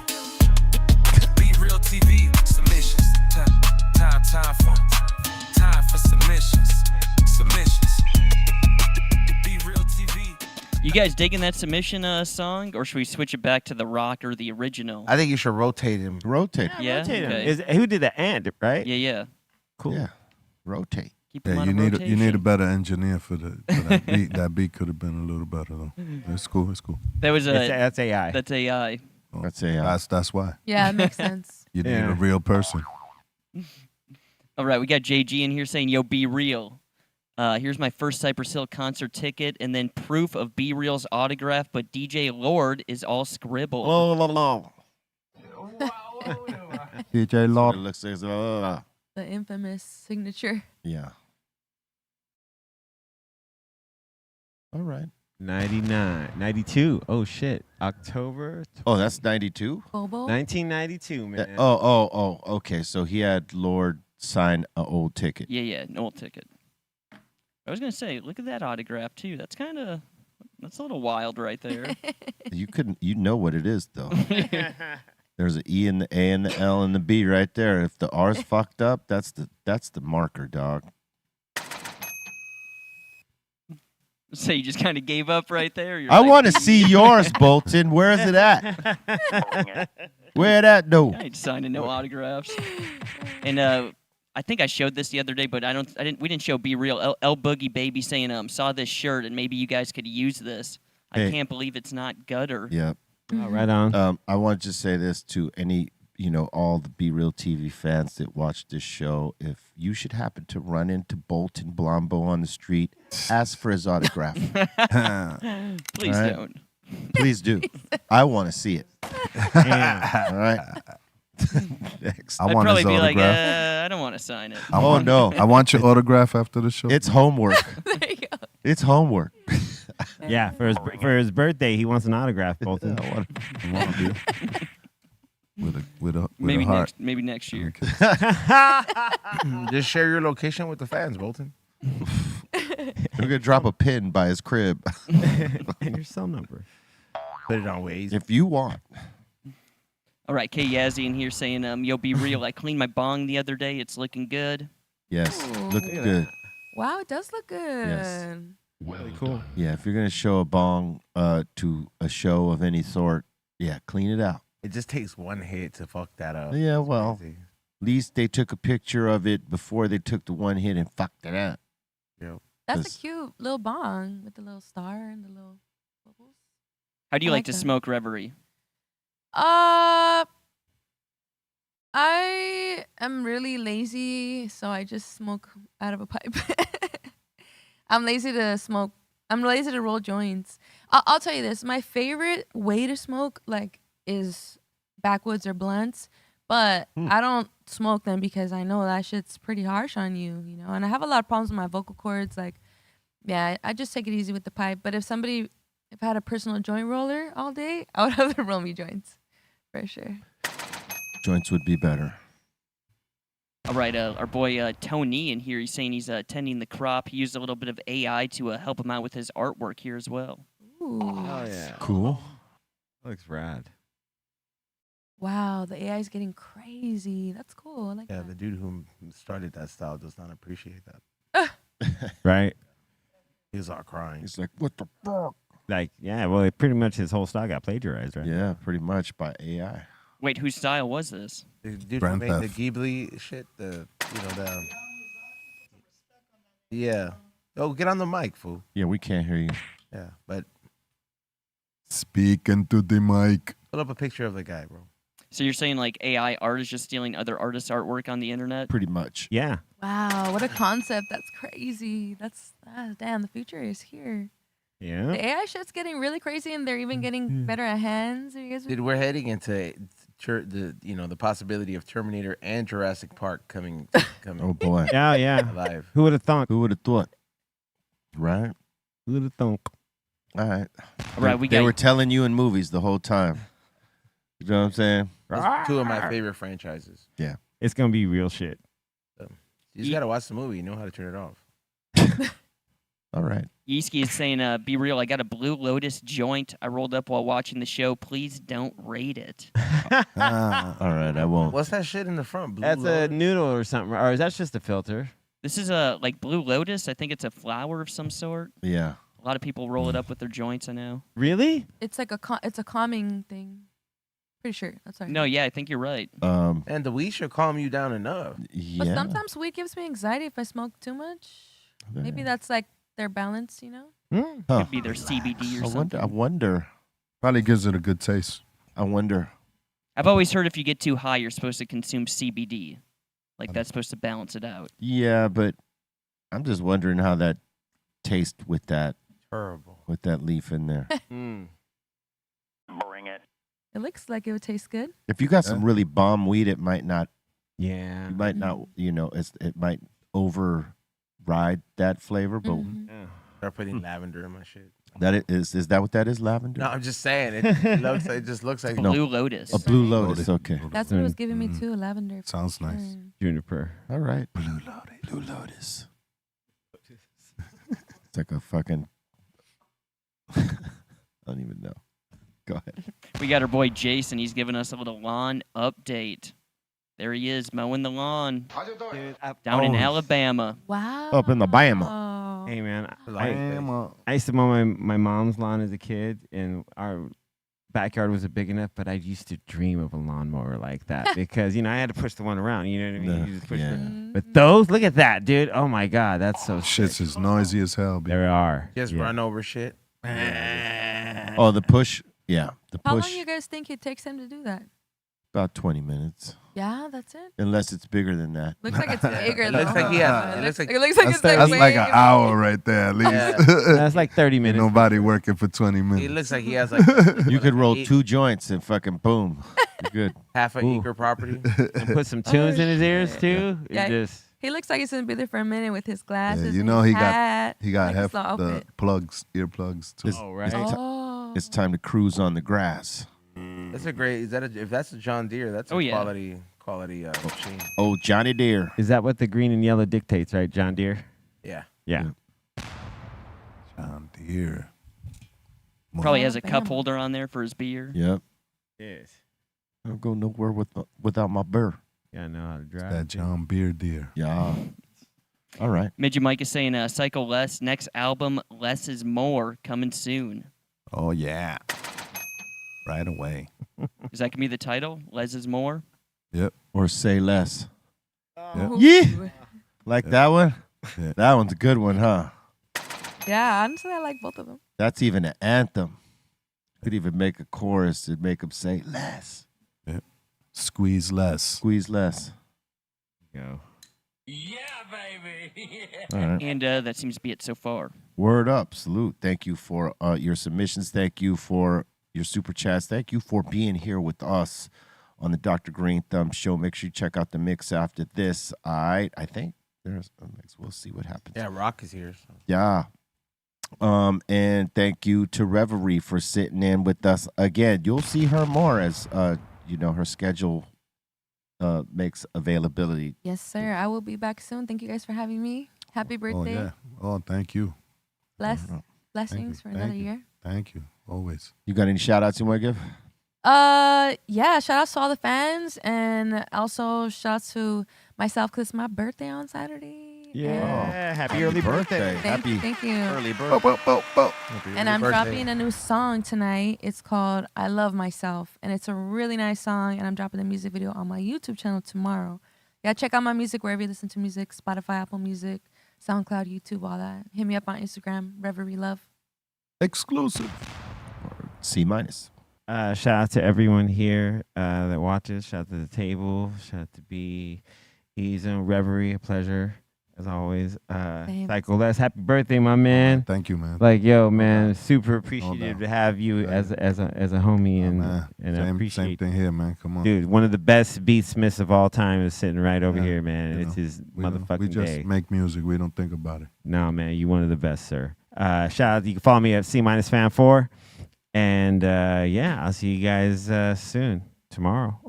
What up, Psycho Leezy? Happy birthday, sir. Man, thank you, man. Shout out everybody for the birthday wishes. Rev for coming through, rocking with us. The whole Dr. Greenthumb crew. If you on that IG, make sure you hit that follow button, Psycho Less Official, and go to the website, thepsycholessshop.com. And word, holla at the kid, squeeze. Yo, shout out to the Insane Asylum. Thank you guys so much. Shout out to Ray Morning Shot Film. Shout out to the Dominator. Shout out to Reverie for stopping by. Happy birthday to Psycho Leezy. And what's up, E-Zone? Well, thank everybody for tuning in. Shout out to Rev for stopping by. Make sure you guys tune in later tonight. We have it's pretty much Felipe's best friend, but it's his opener, Rodrigo Torres, comedian as well. So make sure you guys tune in tonight. It should be good. He's definitely been here before. But make sure He's funny. Yeah, he is funny. His impressions are great. Also, make sure you guys follow me on Whatnot. If you guys need the follow link, I'll send it to you. But yeah, I have a show on Sunday for everybody out there who shops on Whatnot. And flavorsbyezone.com. There's going to be a discount code coming up for the closer we get to 420. Stay on the grind for all the things you want to achieve. Swallow that.